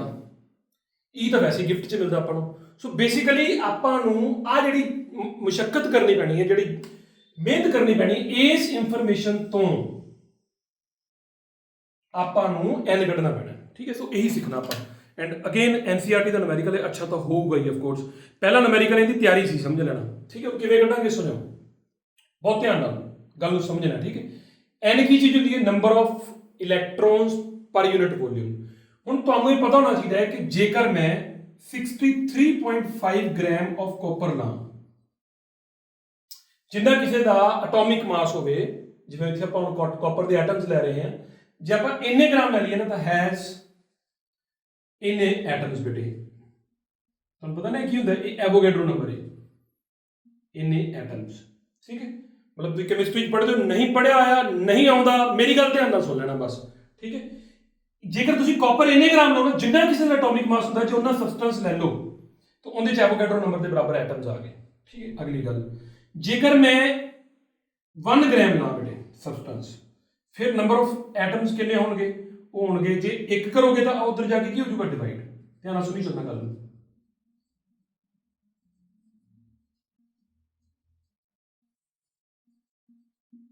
ਇੰਨੇ 1 ਗ੍ਰਾਮ ਚ ਇੰਨੇ ਐਟਮਸ ਹੋਣਗੇ। ਪਰ ਜੇ ਮੈਂ ਇਹ ਕਹਾਂ ਕਿ ਬਈ ਤੈਨੂੰ ਜੇਕਰ ਮੈਂ ਗ੍ਰਾਮਾਂ ਚ ਕਨਵਰਟ ਕਰਨਾ ਚਾਹਾਂ ਤਾਂ ਕਿੰਨਾ ਲਿਖ ਸਕਦਾ? ਇਹ ਕਹਿੰਦਾ ਕਿ ਕਿਲੋ ਜਿਹੜਾ ਹੁੰਦਾ ਨਾ, ਇਹਦੇ ਚ 1000 ਗ੍ਰਾਮ ਹੁੰਦੇ ਨੇ। ਵੈਸੇ ਵੇਖਣਾ ਸੁਣਨਾ ਤਾਂ ਮੈਂ ਇਹ ਲਿਖ ਸਕਦਾ ਕਿ 9 × 10⁻⁶ ਟ੍ਰਿਕ ਦੇਖਿਓ ਮੇਰੀ, ਗ੍ਰਾਮ ਪਰ ਮੀਟਰ ਕਿਊਬ ਹੋ ਗਿਆ। ਸਮਝਾਈ ਗੱਲ ਦੀ? ਇੱਥੇ ਮੀਟਰ ਹੀ ਰੱਖਿਆ, ਤੁਸੀਂ ਗੱਲ ਨੂੰ ਧਿਆਨ ਚ ਸੁਣ ਲੈਣਾ, ਦੁਬਾਰਾ ਇੱਕ ਵਾਰੀ ਪ੍ਰੈਕਟਿਸ ਕਰ ਲੈਣੀ ਹੈ ਕਿ ਮੈਂ ਇਹਦੀ ਕੇ ਦੀ ਜਗ੍ਹਾ ਤੇ 3 ਪਾਵਰਾਂ ਵਧਾਤੀਆਂ, ਕਿਲੋ ਆ ਹੋ ਗਿਆ ਤੇ 3 ਪਾਵਰ ਇਹ ਹੋ ਗਿਆ, ਟੋਟਲ ਕਿੰਨੀਆਂ ਬਣ ਗਈਆਂ? 6। ਅਸੀਂ ਕਹਾਂਗੇ ਦੇਖ ਯਾਰ ਤੂੰ ਇੰਨੇ ਚ ਤਾਂ ਇੰਨੇ ਹੈ, 1 ਗ੍ਰਾਮ ਚ ਇੰਨੇ ਚ, ਅਸੀਂ ਇੰਨਾ ਸਬਸਟੈਂਸ ਲੈ ਲਈਏ 9 × 10⁻⁶ ਗ੍ਰਾਮ ਕਾਪਰ ਦਾ, ਇੰਨੇ ਗ੍ਰਾਮ ਲੈ ਲਈਏ। ਫਿਰ ਕਹਿੰਦਾ ਤੂੰ ਕੋਈ ਗੱਲ ਨਹੀਂ, ਜੇ ਜ਼ਿਆਦਾ ਵਧਾਓਗੇ ਤਾਂ ਆਪਾਂ ਨੂੰ ਕੀ ਕਰਨਾ ਪਏਗਾ? ਉਹਨੇ ਨਾਲ ਮਲਟੀਪਲਾਈ ਕਰਨਾ ਪਏਗਾ। ਆਰ ਯੂ ਗੈਟਿੰਗ ਦਿਸ? ਇੰਨੇ ਐਟਮਸ। ਠੀਕ ਹੈ, ਅਗਲੀ ਗੱਲ, ਹੁਣ ਸਾਨੂੰ ਇਹ ਗਿਵਨ ਹੈ, ਫਿਰ ਅਗੇਨ ਉਸ ਲਾਈਨ ਨੂੰ ਦੇਖੋ ਕਿ ਹਰ ਇੱਕ ਐਟਮ ਕਿੰਨੇ ਇਲੈਕਟ੍ਰੋਨਸ ਦੇ ਰਿਹਾ ਹੈ। ਹਰ ਇੱਕ ਐਟਮ ਕਿੰਨੇ? 1 ਦੇ ਰਿਹਾ ਨਾ। ਜੇਕਰ ਇਹਦਾ ਮਤਲਬ ਹੈ ਕਿ ਇੰਨੇ ਗ੍ਰਾਮ ਸਬਸਟੈਂਸ ਦੇ ਵਿੱਚ ਜੇ ਇੰਨੇ ਐਟਮਸ ਨੇ, ਤੇ ਹਰ ਇੱਕ ਐਟਮ ਨੇ ਜੇ ਇੱਕ ਫ੍ਰੀ ਇਲੈਕਟ੍ਰੋਨ ਦੇਣਾ ਹੈ, ਤਾਂ ਦੇਅਰਫੋਰ ਆਪਾਂ ਕਹਾਂਗੇ ਇਨ 9 × 10⁻⁶ gram of copper, number of free electrons ਉਹ ਕਿੰਨੇ ਹੋ ਗਏ ਬੇਟੇ? ਉਹ ਵੀ ਇੰਨੇ ਹੋ ਗਏ 6.022, ਕਿਉਂਕਿ ਮੈਂ ਦੁਬਾਰਾ ਬੋਲਦਾ ਕੋਈ ਗੱਲ ਨਹੀਂ। ਠੀਕ, ਉਹ ਇੱਥੇ ਬੇਟੇ ਮਲਟੀਪਲਾਈ ਨਹੀਂ ਕੀਤਾ, ਸੌਰੀ, ਪੂਰੇ ਆਊਗਾ ਠੀਕ ਹੈ। ਤਾਂ ਕਲਾਸ ਦੇ ਵਿੱਚ ਤੇ ਆਨਲਾਈਨ 'ਚ ਬੜਾ ਫਰਕ ਹੁੰਦਾ। ਕਲਾਸ 'ਚ ਨਾ ਬੱਚੇ ਪੁਆਇੰਟ ਆਊਟ ਕਰ ਦਿੰਦੇ ਨੇ, ਉਰੇ ਕੈਮਰੇ ਸਾਹਮਣੇ ਕਈ ਵਾਰੀ ਚੀਜ਼ਾਂ ਉਲਟੀਆਂ ਪੁਲਟੀਆਂ ਸਕਿਪ ਹੋ ਜਾਂਦੀਆਂ ਨੇ। ਸੋ ਚਲੋ, ਇਨ ਥੀਸ ਮੈਨੀ ਗ੍ਰਾਮ ਆਫ ਕਾਪਰ ਜਿਹੜੇ ਨੰਬਰ ਆਫ ਫ੍ਰੀ ਇਲੈਕਟ੍ਰੋਨਸ ਨੇ ਉਹ ਕਿੰਨੇ ਹੋਣਗੇ? ਉਹ ਵੀ ਇੰਨੇ ਹੀ ਹੋਣਗੇ। ਕਿਉਂ? ਮੈਂ ਦੁਬਾਰਾ ਬੋਲਦਾ, ਜਿੰਨੇ ਐਟਮ ਨੇ, ਹਰ ਇੱਕ ਐਟਮ ਨੇ 1 ਇਲੈਕਟ੍ਰੋਨ ਦਿੱਤਾ। ਹੁਣ ਤੁਹਾਡੇ ਕੋਲ ਸਟੇਟਮੈਂਟ ਇੱਧਰ ਹੈਗੀ ਹੈ। ਹੁਣ ਜਿੰਨੇ ਐਟਮ ਨੇ ਉਨੇ ਹੀ ਜੇ ਇਲੈਕਟ੍ਰੋਨ ਨੇ, ਤੇ ਇਹਦਾ ਮਤਲਬ ਆ ਇੰਨੇ ਐਟਮ ਸੀਗੇ, ਉਨੇ ਇਲੈਕਟ੍ਰੋਨਸ ਹੋ ਗਏ। ਠੀਕ ਹੈ, ਸੋ ਇੰਨੇ ਇਲੈਕਟ੍ਰੋਨਸ ਨੇ ਮੇਰੇ ਕੋਲ। ਹੁਣ ਅਗਲੀ ਗੱਲ, ਬਸ ਇੱਥੇ ਆਉਂਦੀ ਸਿਰੇ ਦੀ ਗੱਲ। ਅਸੀਂ ਕਹਿੰਦੇ ਦੇਖ ਭਾਈ ਵੀ 9 × 10⁻⁶ ਗ੍ਰਾਮ ਚ ਕੀ ਖਾਸ ਹੈ? ਕਹਿੰਦਾ ਇਹ ਦੀ ਡੈਂਸਿਟੀ ਦੇ ਹਿਸਾਬ ਨਾਲ ਮਾਸ ਹੈ। ਐਂਡ ਜੇ ਤੁਸੀਂ ਇੰਨਾ ਮਾਸ ਲਓਗੇ, ਜੇ ਤੁਸੀਂ ਇੰਨਾ ਮਾਸ ਲੈ ਚੁੱਕੇ, ਮੈਂ ਲੈ ਚੁੱਕਿਆ, ਤਾਂ ਉਹ ਕਿੰਨਾ ਮੁੱਲ ਮਿਲੇਗਾ? 1 ਮੀਟਰ ਕਿਊਬ। ਗੱਲ ਨੂੰ ਸਮਝ ਰਹੇ ਹੋ? ਇਹਦਾ ਮਤਲਬ ਇਹ ਹੋ ਗਿਆ ਕਿ ਜੇ ਮੈਂ ਇਹ ਲਿਖਦਾ, ਚਾਹੇ ਤਾਂ ਮੈਂ ਇੰਨਾ ਮਾਸ ਲਿਖਦਾ, ਚਾਹੇ ਮੈਂ ਇਹ ਵੀ ਲਿਖ ਸਕਦਾ ਕਿ ਐਕਚੁਅਲੀ ਇਹਦੇ ਕਰਕੇ ਜਿਹੜਾ ਵੋਲਿਊਮ ਬਣਿਆ ਉਹ ਇੰਨਾ ਬਣ ਗਿਆ ਹੋਇਆ। ਸੋ ਮੈਂ ਇਹ ਕਹਿ ਸਕਦਾ ਦੇਅਰਫੋਰ ਇਨ 1 ਮੀਟਰ ਕਿਊਬ, ਇੱਕੋ ਹੀ ਗੱਲ ਹੈ ਨਾ, ਚਾਹੇ ਆਹ ਲੈ ਲਓ ਚਾਹੇ ਆਹ ਲੈ ਲਓ, ਕਿਉਂਕਿ ਇੰਨਾ ਮਾਸ ਇਹਦੇ 'ਚ ਹੀ ਆਉਂਦਾ। In 1 metre cube number of free electrons ਕਿੰਨੇ ਹੋਣਗੇ ਬੇਟੇ? ਉਹ ਇੰਨੇ ਹੀ ਹੋਣਗੇ। ਕਿੰਨੇ? 6.022 × 10⁻23 ਡਿਵਾਈਡਡ ਬਾਈ ਕਿੰਨਾ? 63.5 ਇੰਟੂ ਕਿੰਨਾ? 9 × 10⁻6। ਠੀਕ ਹੈ, ਇਹਦਾ ਮਤਲਬ ਇੰਨੇ ਸਾਡੇ ਕੋਲ 1 ਮੀਟਰ ਕਿਊਬ ਚ ਇਲੈਕਟ੍ਰੋਨਸ ਹੋਣਗੇ। ਜਿੰਨੇ 1 ਮੀਟਰ ਕਿਊਬ ਚ ਇਲੈਕਟ੍ਰੋਨਸ ਹੁੰਦੇ ਨੇ, ਉਹੀ ਸਾਡੀ ਨੰਬਰ ਡੈਂਸਿਟੀ ਹੁੰਦੀ ਹੈ। ਨਹੀਂ, ਆਪਾਂ ਇਹ ਬੋਲਦੇ ਨੰਬਰ ਡੈਂਸਿਟੀ ਕੀ? 1 ਮੀਟਰ ਕਿਊਬ ਚ ਕਿੰਨੇ ਇਲੈਕਟ੍ਰੋਨਸ ਨੇ, ਇਹਦਾ ਮਤਲਬ n ਕਿੰਨੇ ਬਰਾਬਰ ਆ ਗਿਆ? ਮੈਂ ਨਾ ਤੁਹਾਨੂੰ ਇੱਕ ਫਾਰਮੂਲਾ ਬਣਾ ਕੇ ਦੇ ਰਿਹਾ, ਬਟ ਮੇਰੀ ਤੁਹਾਨੂੰ ਇਹੀ ਗੱਲ ਹੈ ਕਿ ਤੁਸੀਂ ਇਹਨੂੰ ਦੁਬਾਰਾ ਸੁਣਿਓ। ਮੈਨੂੰ ਲੱਗਦਾ ਕਿ ਦੁਬਾਰਾ ਸੁਣਨ ਨਾਲ ਗੱਲ ਪੱਲੇ ਪੈ ਜਾਂਦੀ ਹੈ, ਪਰ ਮੈਂ ਇੱਕ ਫਾਰਮੂਲਾ ਬਣਾ ਕੇ ਦੇ ਰਿਹਾ। ਸੌਖਾ ਤਰੀਕਾ ਇਹ ਹੈ, ਤੁਸੀਂ ਧਿਆਨ ਚ ਸੁਣਿਓ ਗੱਲ ਮੇਰੀ। ਇੱਕ ਤਾਂ ਉਰੇ ਆ ਜਿਹੜਾ ਹੈ ਤੁਸੀਂ ਐਵੋਗੈਡਰੋ ਨੰਬਰ ਭਰ ਦਿਆ ਕਰੋ। ਠੀਕ ਹੈ, ਇੱਕ ਜਿਹੜਾ ਆਹ ਵਾਲਾ ਮਾਸ ਹੈ, ਆਹ ਵਾਲਾ ਜਿਹੜੇ ਯੂਨਿਟ ਇਹਦੇ ਹੋਣਗੇ ਧਿਆਨ ਰੱਖਣਾ। ਜੇ ਗ੍ਰਾਮਾਂ ਚ ਲੋਗੇ ਤਾਂ ਡੈਂਸਿਟੀ ਵੀ ਗ੍ਰਾਮ ਪਰ ਮੀਟਰ ਕਿਊਬ ਚ ਲੈਣੀ ਹੈ। ਇੱਥੇ ਜਿਹੜਾ ਐਟੋਮਿਕ ਮਾਸ ਭਰ ਦਿਆ ਕਰੋ। ਠੀਕ ਹੈ, ਤੇ ਉਰੇ ਕੀ ਭਰ ਦਿਆ ਕਰੋ? ਡੈਂਸਿਟੀ। ਐਂਡ ਇਸ ਪੂਰੇ ਕੇਸ 'ਚ ਤੁਸੀਂ ਧਿਆਨ ਕੀ ਦੇਣਾ? ਇਹ ਵਾਲਾ ਫਾਰਮੂਲਾ ਉਦੋਂ ਬਣਿਆ ਜਦੋਂ ਇੱਕ ਐਟਮ 1 ਇਲੈਕਟ੍ਰੋਨ ਦਿੰਦਾ ਹੋਵੇ, ਹੈਨਾ। ਜਿਵੇਂ ਇੱਕ ਐਟਮ 'ਚ 1 ਇਲੈਕਟ੍ਰੋਨ ਦਿੰਦਾ ਤਾਂ ਇਹ ਵਾਲਾ ਫਾਰਮੂਲਾ ਹੈ। ਜੇਕਰ ਇੱਕ ਐਟਮ ਤੋਂ 2 ਇਲੈਕਟ੍ਰੋਨਸ ਨਿਕਲਦੇ ਫਿਰ × 2 ਹੋ ਜਾਏਗਾ। ਉਹ ਤੁਸੀਂ ਆਪੇ ਦਿਮਾਗ ਲਾ ਕੇ ਲਿਖ ਕੇ ਨੋਟਸ ਬਣਾ ਲਓ ਨਾਲ। ਠੀਕ ਹੈ, ਇਹਦਾ ਮਤਲਬ ਇਹ ਹੈ ਕਿ ਆ ਸਾਡੇ ਕੋਲ ਫਾਰਮੂਲਾ ਬਣ ਗਿਆ। ਐਂਡ ਧਿਆਨ 'ਚ ਰੱਖਣਾ ਕਿ ਇਹ ਦੋਨੋਂ ਜਿਹੜੇ ਨੇ, ਜੇ ਤੇ ਵੀ ਗ੍ਰਾਮਾਂ 'ਚ ਤੇ ਇਹ ਵੀ ਗ੍ਰਾਮਾਂ 'ਚ ਹੋਵੇ, ਇਹ ਗ੍ਰਾਮ ਪਰ ਮੀਟਰ ਕਿਊਬ ਹੋਵੇ, ਇਹ ਗ੍ਰਾਮ 'ਚ ਹੋਵੇ। ਜੇ ਇਹ ਕਿਲੋਗ੍ਰਾਮ 'ਚ ਤੇ ਇਹਨੂੰ ਵੀ ਕਿਲੋਗ੍ਰਾਮ 'ਚ ਕਨਵਰਟ ਕਰੋ, ਆਨਸਰ ਬਿਲਕੁਲ ਠੀਕ ਆਏਗਾ ਬੇਟੇ। ਸੋ ਚਲੋ n ਆ ਗਿਆ ਆਪਣੇ ਕੋਲ। ਇਹਨੂੰ ਜਦੋਂ ਬੇਟੇ ਤੁਸੀਂ ਸੋਲਵ ਕਰੋਗੇ ਨਾ, ਇਹ ਇਹ ਲਿਖ ਲਿਆ ਤੁਸੀਂ, ਨੋਟ ਕਰ ਲਿਆ ਇਹਨੂੰ। ਜਦੋਂ ਤੁਸੀਂ ਸੋਲਵ ਕਰੋਗੇ ਇਹ ਆਏਗਾ 8.5 into 10 raised to power 28 ਇੰਨੇ ਕੀ ਪਰ ਮੀਟਰ ਕਿਊਬ। ਠੀਕ ਹੈ, ਇੰਨਾ ਆ ਗਿਆ। ਹੁਣ ਇਹ ਤੋਂ ਬਾਅਦ ਮੈਨੂੰ ਕਰਾਉਣ ਦੀ ਲੋੜ ਨਹੀਂ ਹੈਗੀ ਬੇਟੇ। ਇਹ ਤੋਂ ਬਾਅਦ ਪਿਛਲੇ ਕੁਐਸਚਨ ਬਣ ਗਿਆ ਆ ਪਤਾ ਹੈ, ਆ ਪਤਾ ਹੈ, ਹੁਣ ਆ ਵੀ ਪਤਾ ਹੈ, ਆ ਵੀ ਪਤਾ ਹੈ, ਕੱਢ ਲਿਓ। ਸੋ ਬੇਸਿਕਲੀ ਸਿਖਾਉਣਾ ਕੀ ਸੀਗਾ, ਆ ਐਨ ਕੱਢਣਾ ਸਿਖਾਉਣਾ ਸੀਗਾ। ਤੇ ਤੁਸੀਂ ਪ੍ਰੈਕਟਿਸ ਵੀ ਇਹਦੀ ਕਰਨੀ ਹੈ, ਇਹਦੇ ਨਾਲ ਦੇ 2-3 ਕੁਐਸਚਨ ਹੋਰ ਟਰਾਈ ਕਰ ਦੇਣਾ। ਓਕੇ ਬੇਟੇ, ਸੋ ਇਹ ਖਤਮ ਹੋਇਆ। ਹੁਣ ਬਸ ਇਹ ਤੋਂ ਬਾਅਦ ਆਪਾਂ ਸਮਝ ਲਓ ਕਿ ਓਮਸ ਲੋ ਕਰਨ ਲੱਗੇ ਆ। ਫਿਰ ਆਪਾਂ ਇੱਕ ਡੈਮੋਨਸਟ੍ਰੇਸ਼ਨ ਕਰਨੀ ਹੈ, ਵਧੀਆ ਜੀ ਕਰਾਂਗੇ, ਐਂਡ ਫਿਰ ਇਸ ਲੈਕਚਰ ਨੂੰ ਆਪਾਂ ਸਮਾਪਤ ਕਰਾਂਗੇ। ਲੋ ਬੇਟੇ, ਟੌਪਿਕ ਆਉਂਦਾ ਉਹ ਜਿੰਦੇ ਨਾਮ ਦੇ ਨਾਲ ਐਕਚੁਅਲੀ ਇਸ ਯੂਨਿਟ ਨੂੰ ਜਾਣਿਆ ਜਾਂਦਾ ਹੈ, ਕਹਿ ਲਓ ਓਮਸ ਲੋ। ਸਾਰਿਆਂ ਨੂੰ ਪਤਾ ਹੁੰਦਾ ਕਿ ਕਰੰਟ ਇਲੈਕਟ੍ਰਿਸਿਟੀ 'ਚ ਅਸੀਂ ਓਮਸ ਲੋ ਪੜ੍ਹਨਾ ਹੈ। ਓਮਸ, ਜੋਰਜ ਸੀਮਨ ਓਮ ਪੂਰਾ ਨਾਮ। ਹੀ ਵਾਜ਼ ਅ ਟੀਚਰ ਐਂਡ ਜਰਮਨ ਫਿਜ਼ਿਸਟ ਸੀਗੇ। ਮਤਲਬ ਉਹਨਾਂ ਦੀ ਇੱਕ ਹੈਬਿਟ ਸੀਗੀ, ਜਿਹੜਾ ਮੈਂ ਉਹਨਾਂ ਬਾਰੇ ਪੜ੍ਹਿਆ ਹੋਇਆ, ਕਿ ਉਹ ਆਪਦੀ ਕਮਾਈ ਦਾ ਬਹੁਤ ਜ਼ਿਆਦਾ ਹਿੱਸਾ ਆਪਦੇ ਜਿਹੜੇ ਇਹ ਐਕਸਪੈਰੀਮੈਂਟਸ 'ਤੇ ਲਾਉਂਦੇ ਸੀਗੇ। ਐਂਡ ਇੱਕ ਗੱਲ ਹੋਰ ਤੁਹਾਨੂੰ ਮੈਂ ਦੱਸਾਂ, ਅੱਜ ਹੀ ਦੱਸ ਦਿੰਦਾ, ਫਿਰ ਉਸ ਤੋਂ ਬਾਅਦ ਤੁਸੀਂ ਇਹਨੂੰ ਚਾਹ ਕੇ ਵਿਕੀਪੀਡੀਆ 'ਤੇ ਪੜ੍ਹ ਵੀ ਲੈਣਾ ਜੀ। Wikipedia is a good source. ਕਿ ਜੋਰਜ ਸੀਮਨ ਓਮ ਨੇ ਜਦੋਂ ਓਮਸ ਲੋ ਬਣਾਇਆ, ਕਿਉਂਕਿ ਹੁਣ ਆਪਾਂ ਯੂਜ਼ ਕਰਾਂਗੇ, ਤਾਂ ਉਦੋਂ ਜਿਹੜੇ ਮੀਟਰ ਚਾਹੀਦੇ ਸੀ, ਜਿਹੜੇ ਡਿਵਾਈਸਿਸ ਆਪਾਂ ਅੱਜ ਵਰਤਦੇ ਹਾਂ, ਉਸ ਟਾਈਮ ਉਹ ਡਿਵਾਈਸਿਸ ਹੀ ਨਹੀਂ ਸੀਗੇ। ਠੀਕ ਹੈ, ਜਿਵੇਂ ਕਿ ਉਦੋਂ ਸਾਨੂੰ ਅਜੇ ਤੱਕ ਜਿਹੜੇ ਐਮੀਟਰ, ਵੋਲਟ ਮੀਟਰ ਮਿਲੇ ਹੀ ਨਹੀਂ ਸੀਗੇ। ਤਾਂ ਸੋਚੋ ਵੀ ਉਹਨੇ ਕਿੱਦਾਂ ਬਣਾਇਆ ਹੋਊਗਾ। ਉਹਨਾਂ ਦਾ ਇੱਕ ਨਵੇਂ ਆਪਦੇ ਇਨੋਵੇਟਿਵ ਵੇ ਸੀਗੇ। ਠੀਕ ਹੈ, ਚਲੋ ਮੈਂ ਟਾਈਮ ਨਹੀਂ ਵੇਸਟ ਕਰਦਾ। ਮੈਂ ਇਹ ਗੱਲ ਕਹਿਣਾ ਕਿ ਤੁਸੀਂ ਸ਼ੌਂਕ ਰੱਖਿਆ ਕਰੋ, ਆਪਣਾ ਸਬਜੈਕਟ ਯਾਰ, ਆਪਾਂ ਇਹਨੂੰ ਸ਼ੌਂਕ ਨਾਲ ਪੜ੍ਹਨਾ ਹੈ। ਤਾਂ ਸ਼ੌਂਕ ਨਾਲ ਪੜ੍ਹਨ ਦਾ ਮਤਲਬ ਹੈ ਕਿ ਇਕੱਲੀ ਇਨਫੋਰਮੇਸ਼ਨ ਸਿਰਫ ਕਿਤਾਬਾਂ ਨਹੀਂ ਥੋੜੀ ਲੈਣੀ ਹੈ, ਕਿਤਾਬਾਂ ਤੋਂ ਬਾਹਰੋਂ ਜਿੰਨਾ ਕੁਝ ਮਿਲੇ ਉਹ ਲਓ। ਇਹ 2 ਸਾਲ ਤੁਸੀਂ ਸਾਇੰਸ ਨਾਲ ਵਿਆਹੇ ਹੋਏ ਹੋ। ਠੀਕ ਹੈ, ਤਾਂ ਜਿਹੜਾ ਇਹ ਫਿਰ ਇਹ ਜਿਹੜਾ ਬੰਧਨ, ਇਹਨੂੰ ਵਧੀਆ ਨਿਭਾਓ। ਚਲੋ ਸ਼ੁਰੂ ਕਰਾਂਗੇ। ਹੁਣ ਜਿਹੜਾ ਆਪਾਂ ਰਿਲੇਸ਼ਨ ਬਣਾ ਚੁੱਕੇ, ਮੈਂ ਤੁਹਾਨੂੰ ਪਹਿਲਾਂ ਹੀ ਕਿਹਾ ਕਿ ਯੂਜ਼ ਕੁਝ ਨਵਾਂ ਨਹੀਂ ਕਰਨਾ ਹੈਗਾ। ਠੀਕ ਹੈ, ਸਾਨੂੰ ਪਤਾ ਹੈ ਕਿ ਕਰੰਟ ਤੇ ਡ੍ਰਿਫਟ ਸਪੀਡ 'ਚ ਬੇਟੇ ਆਹ ਰਿਲੇਸ਼ਨ ਹੈ। ਸਾਨੂੰ ਇਹ ਵੀ ਪਤਾ ਹੈ ਕਿ ਜਿਹੜਾ ਡ੍ਰਿਫਟ ਸਪੀਡ ਹੁੰਦੀ ਹੈ ਉਹ ਬਰਾਬਰ ਹੁੰਦੀ E/m into tau। ਵੀ ਨੋ ਦਿਸ ਹੈ ਨਾ, ਫॉर ਅ ਗਿਵਨ ਕੰਡਕਟਰ ਆਹ ਰਿਲੇਸ਼ਨ ਤਾਂ ਟਰੂ ਨੇ। ਅਗਲੀ ਗੱਲ, ਸਾਨੂੰ ਇਹ ਵੀ ਪਤਾ ਹੈ ਕਿ E ਬਰਾਬਰ V/L ਹੈ।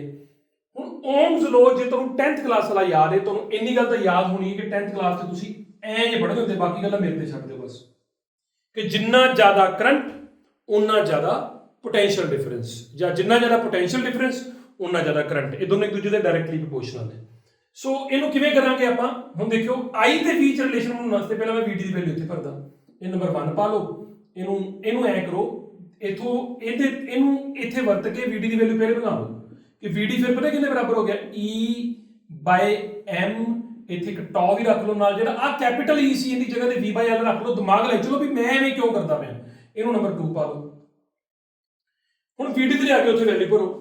I ਕਿੰਨੇ ਬਰਾਬਰ ਆ ਗਿਆ। ਆਪਾਂ ਰਿਲੇਸ਼ਨ ਕਿੰਨਾ ਦੋਨਾਂ ਚ ਬਣਾਉਣਾ ਹੈ, I ਤੇ V 'ਚ। ਬਸ ਆਹੀ ਪ੍ਰੈਕਟਿਸ ਹੈ ਬੇਟੇ। ਕਦੇ ਵੀ ਯਾਦ ਨਹੀਂ ਕੀਤਾ ਇਹਨਾਂ ਚੀਜ਼ਾਂ ਨੂੰ, ਨਾ ਹੀ ਤੁਸੀਂ ਕਰਨਾ। ਮੈਂ ਪੜ੍ਹਨ ਦੇ ਵੇਲੇ ਤੋਂ ਲੈ ਕੇ ਕਦੀ ਨਹੀਂ ਯਾਦ ਕੀਤਾ। ਬਸ ਆਪਣੇ ਦਿਮਾਗ 'ਚ ਰੱਖਣਾ ਹੈ ਕਿ ਆਪਾਂ ਇਕੁਏਸ਼ਨਾਂ ਨਾਲ ਖੇਡਣਾ ਕਿਵੇਂ ਹੈ। ਇਹ ਸਾਡੀ ਪਾਵਰ ਨੇ। ਉਹਦੇ ਤੋਂ ਮੈਨੂੰ ਪਤਾ ਹੈ ਕਿ ਇਹ ਇਨ ਟਰਮ ਆ VD ਨੂੰ ਪਹਿਲਾਂ ਇਨ ਟਰਮਸ ਆਫ E ਲਿਖਾਂਗਾ। E ਅੱਗੋਂ V ਦਾ ਇੰਟਰੋਡਕਸ਼ਨ ਲੈ ਕੇ ਆਊਗਾ। ਸੋ E ਦੀ ਜਗ੍ਹਾ ਤੇ ਆ ਭਰਿਆ, ਫਿਰ ਇਹਨੂੰ ਚੱਕ ਕੇ ਉੱਥੇ ਭਰ ਦੇਣਾ, ਰਿਲੇਸ਼ਨ ਬਣ ਗਿਆ। ਹੁਣ I ਕਿੰਨੇ ਬਰਾਬਰ ਆ ਗਿਆ, A/N/E। VD ਦੀ ਵੈਲਿਊ ਕਿੰਨੀ, E ਟਾਓ ਬਟੇ 'ਚ ਕਿੰਨਾ M, ਨਾਲ ਕਿੰਨਾ L, ਤੇ ਨਾਲ ਕਿੰਨਾ ਬੇਟੇ V। ਠੀਕ ਹੈ, ਸੋ ਇਹ ਕਿੰਨਾ ਬਣ ਗਿਆ, ਇਹਨੂੰ ਥੋੜਾ ਸੋਲਵ ਕਰ ਲਈਏ। ਇਹ ਬਣ ਗਿਆ A/N/E² ਟਾਓ ਬਾਈ ਕਿੰਨਾ ML, ਤੇ ਨਾਲ ਕਿੰਨਾ V। ਹਾਂ ਹੋ ਗਿਆ। ਠੀਕ ਹੈ, ਹੁਣ ਜੇ ਆਪਾਂ ਉਵੇਂ ਦੇ ਹਿਸਾਬ ਨਾਲ ਚੱਲੀਏ, ਇੱਕ ਵਾਰੀ ਸਾਰਾ ਕੁਝ ਮੇਰੇ ਨਾਲ ਉਧਰ ਲੈ ਜਾਓ। ਔਰ ਪਾ ਕੇ ਇਧਰ ਲਿਖ ਲਿਆ ਮੈਂ V ਕਿੰਨੇ ਬਰਾਬਰ ਆ ਗਿਆ। ਚਲੋ ਇੱਥੇ ਪਾਓ, ਇਹਨੂੰ ਉਧਰ ਲੈ ਕੇ ਜਾਓ ਬੇਟਾ ਸਾਰਿਆਂ ਨੂੰ। ਮੈਂ ਥੋੜਾ ਤਰੀਕੇ ਨਾਲ ਲੈ ਕੇ ਜਾਵਾਂਗਾ, ਮੇਰੇ ਨਾਲ ਲਿਖਣਾ। ਇੱਕ ਤਾਂ ਆ ML ਉੱਪਰ ਜਾ ਕੇ ਮਲਟੀਪਲਾਈ ਹੋਊਗਾ, ਮੈਨੂੰ ML ਹੀ ਲਿਖ ਰਿਹਾ। ਇਹਨੂੰ ਥੋੜਾ ਜਿਹਾ ਰੀਅਰੇਂਜ ਕਰ ਰਹੇ ਹਾਂ, ਥੋੜਾ ਜਿਹਾ ਦੇਖਿਓ, ਲਿਖਾਂਗਾ ਉਹੀ ਕੁਝ। NE² ਟਾਓ ਪਹਿਲਾਂ ਲਿਖ ਰਹੇ ਹਾਂ, ਕਾਰਨ ਸਮਝਾ ਦੂੰਗਾ ਬੇਟੇ, ਇਨਟੂ A ਲਿਖ ਰਹੇ ਹਾਂ, ਹੈ ਤਾਂ ਉਹੀ ਨਾ। NE² ਟਾਓ ਇਨਟੂ A ਉਹੀ ਲਿਖਤਾ। ਜਦੋਂ ਇਹ ਉਧਰ ਗਿਆ, ਉਧਰ ਜਿਹੜਾ ਵਿਚਾਰਾ ਹੈਗਾ ਸੀ ਉਹਨੂੰ ਤਾਂ ਲਿਖਣਾ ਹੀ ਲਿਖਣਾ ਨਾ, ਆ I ਆ ਗਿਆ। ਠੀਕ ਹੈ, ਆ ਸਾਡੇ ਕੋਲ ਰਿਲੇਸ਼ਨ ਬਣ ਗਿਆ ਬੇਟੇ। ਹੁਣ ਇਹ ਨਾ ਸੋਚੋ ਕਿ ਆਨਸਰ ਆ ਗਿਆ। ਆਨਸਰ ਲਿਖਣ ਲੱਗਿਆ ਇੱਕ ਫਿਜ਼ਿਸਟ ਬੰਦਾ ਬੜੇ ਧਿਆਨ ਨਾਲ ਸੋਚ ਸਮਝ ਕੇ ਲਿਖਦਾ ਹੈ। ਹੁਣ ਧਿਆਨ ਨਾਲ ਸੁਣਿਓ। ਅਸੀਂ ਕਹਾਂਗੇ ਫॉर, ਆ ਵੇਖਿਓ ਧਿਆਨ ਨਾਲ, ਫॉर ਅ ਗਿਵਨ ਕੰਡਕਟਰ, ਸਮਝਣਾ, for a given conductor at given temperature, ਜਦੋਂ ਟੈਂਪਰੇਚਰ ਫਿਕਸ ਹੋਵੇ, for a given conductor at given temperature when there is no mechanical strain। मैं हर एक गल समझावांगा बेटा। उदों V directly proportional to I होएगा। तुसीं कहोगे सर की गा जा पाता भी इन्ने तो आ गा जा तो पाता, बड़ा जरूरी है बेटे लिखना। V एक्चुअली ये सारी चीज ते डिपेंड करता है। इन्हां सारिਆਂ ਵਿੱਚੋਂ ਹੁਣ मैं सारे फैक्टरां ਦੀ ਗੱਲ ਕਰਾਂ, m किंदा मास है, किंदा मास है, इलैक्ट्रॉन का मास है। ठीक है, E की चीज है, इलैक्ट्रॉन ते चार्ज है। आप मार्कर नाल लिखी चलिए। m फिक्स है, ठीक है, सानू पता है। E फिक्स है, सानू पता है। ठीक है, हुण n की चीज है, नंबर डेंसिटी। नंबर डेंसिटी बेटे फिक्स नहीं हुंदी, अलग अलग मटीरियल की अलग अलग होंगी है। सो जेकर इनू कॉन्स्टेंट करना है तो इस करके आपको की लिखना पेगा, फॉर अ गिवन कंडक्टर। पहले पई गल। सो मैं लिखा कि जो कंडक्टर फिक्स करता है, दबाव फिक्स हो गया। अगली गल मैं अगली गल की लिखी, एट गिवन टैंपरेचर, यानी कि टैंपरेचर को भी फिक्स करो। हुण जे टैंपरेचर को फिक्स ना किया, वैसे तो आप डेमोनस्ट्रेशन नाल भी देखना है, पर जे टैंपरेचर को फिक्स ना किया तो टैंपरेचर जे वधिया घटिया तो इन्हें बदल जाना है। कौन है भाई साहब, पता है? Relaxation time. रिलैक्सेशन टाइम याद है कि जे तुसी टेंपरेचर बढ़िया तो रिलैक्सेशन टाइम घट रहा है, क्योंकि उन्हें कोलिजन जल्दी कर देना करना है। सो ये टेंपरेचर वाला फैक्टर है बेटे, है ना। तो मैं जो टेंपरेचर को फिक्स कर लिया, यानी कि मैं इनू भी कॉन्स्टेंट कर लिया। समझी चलियो गल नूं ध्यान नाल। मजा तां जो आप बरीकियां समझने हैं। आ पहले ही फिक्स सीगे, आ मटीरियल फिक्स करना हो गया, आ टेंपरेचर फिक्स करना फिक्स हो गया। हुण अगली गल मैं क्या भी जे कंडक्टर गिवन है, आ दो चीज़ां फिक्स ना होईयां, कहना बिल्कुल होईयां जी। किसी भी गिवन कंडक्टर की मैं तुहानूं तार फड़ा दा, मैं कहां बेटे आ तार है, आ लो, तो तुसीं कहोगे, मैं कहां बेटे इहदा की फिक्स है, तुसीं कहोगे सर इहदी लेंथ फिक्स है एक टाइम, हाँ, एंड इहदा एरिया फिक्स है।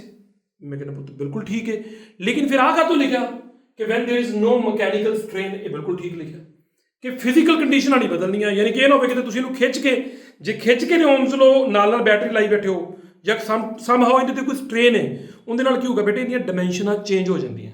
ਲੈਂਥ ਵੱਡੀ ਛੋਟੀ ਹੋ ਸਕਦੀ ਹੈ, ਏਰੀਆ ਵੱਧ ਘਟ ਸਕਦਾ ਹੈ। ਮਤਲਬ ਜੇ ਕਿਸੇ ਨੂੰ ਲੰਬਾ ਕਰ ਦੋ ਖਿੱਚ ਕੇ ਤਾਂ ਪਤਲਾ ਵੀ ਤਾਂ ਹੋ ਹੀ ਜਾਂਦਾ ਹੈ। ਸੋ ਇਸ ਕਰਕੇ ਮਕੈਨੀਕਲ ਸਟ੍ਰੇਨ ਨਹੀਂ ਦੇਣੀ। ਜਦੋਂ ਉਹ ਵੀ ਨਾ ਦਿੱਤੀ, ਕੰਡਕਟਰ ਫਿਕਸ, ਆ ਸਾਰਾ ਕੁਝ ਫਿਕਸ ਹੋ ਗਿਆ, ਹੈ ਨਾ। ਤਾਂ ਐਂਡ ਫਿਰ ਜੇ ਸਾਰਾ ਕੁਝ ਫਿਕਸ ਹੋ ਜਾਵੇ ਨਾ, ਫਿਰ ਅਸੀਂ ਬੋਲੀਦਾ ਵੀ ਇਹ ਇੱਕ ਦੂਜੇ ਦੇ ਡਾਇਰੈਕਟਲੀ ਪ੍ਰੋਪੋਰਸ਼ਨਲ ਨੇ। ਐਂਡ ਜਿਹੜਾ ਆਹ ਆਰ ਹੈ ਬੇਟੇ ਆਪਣਾ, ਐਂਡ ਜਿਹੜਾ ਆਹ m अपॉन n ई स्क्वेयर टाउ इंटू कितना है, ऊपर कितना है l ते नीचे कितना है a, एक फिक्स आ गया बेटे कंडक्टर वास्ते। कांस्टेंट आ गया कि नहीं आ गया? ਜਿਹੜੀ ਇਹ ਚੀਜ਼ ਕਾਂਸਟੈਂਟ ਹੈ, ਇਹਦਾ ਨਾਮ ਹੁੰਦਾ ਬੇਟੇ ਰੈਜ਼ਿਸਟੈਂਸ।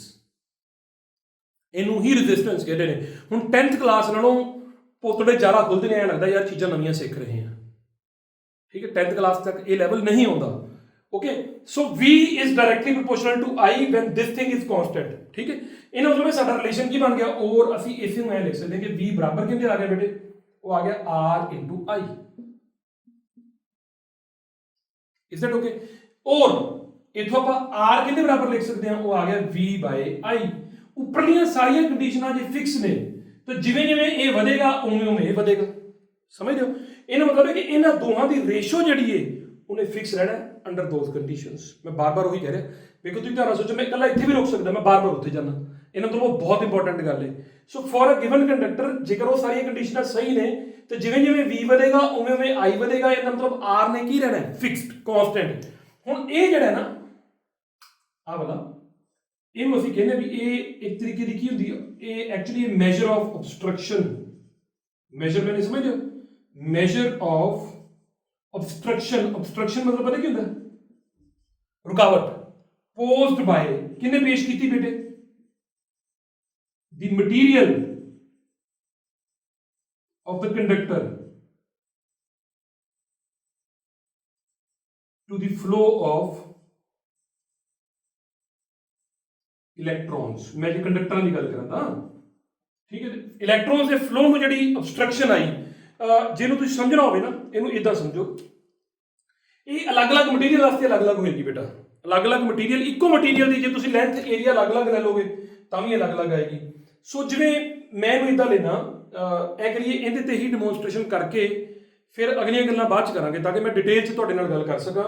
ਸੋ ਮੈਂ ਇਹ ਸੋਚਦਾ ਬੇਟੇ ਕਿ ਤੁਹਾਨੂੰ ਇਹ ਸਮਝ ਹੋਣੀ ਚਾਹੀਦੀ ਹੈ ਕਿ R ਦਾ ਜਿਹੜਾ ਫਾਰਮੂਲਾ ਹੈ ਉਹ ਆਹ ਹੈ। ਇਹਦੇ ਵਿੱਚੋਂ ਵੀ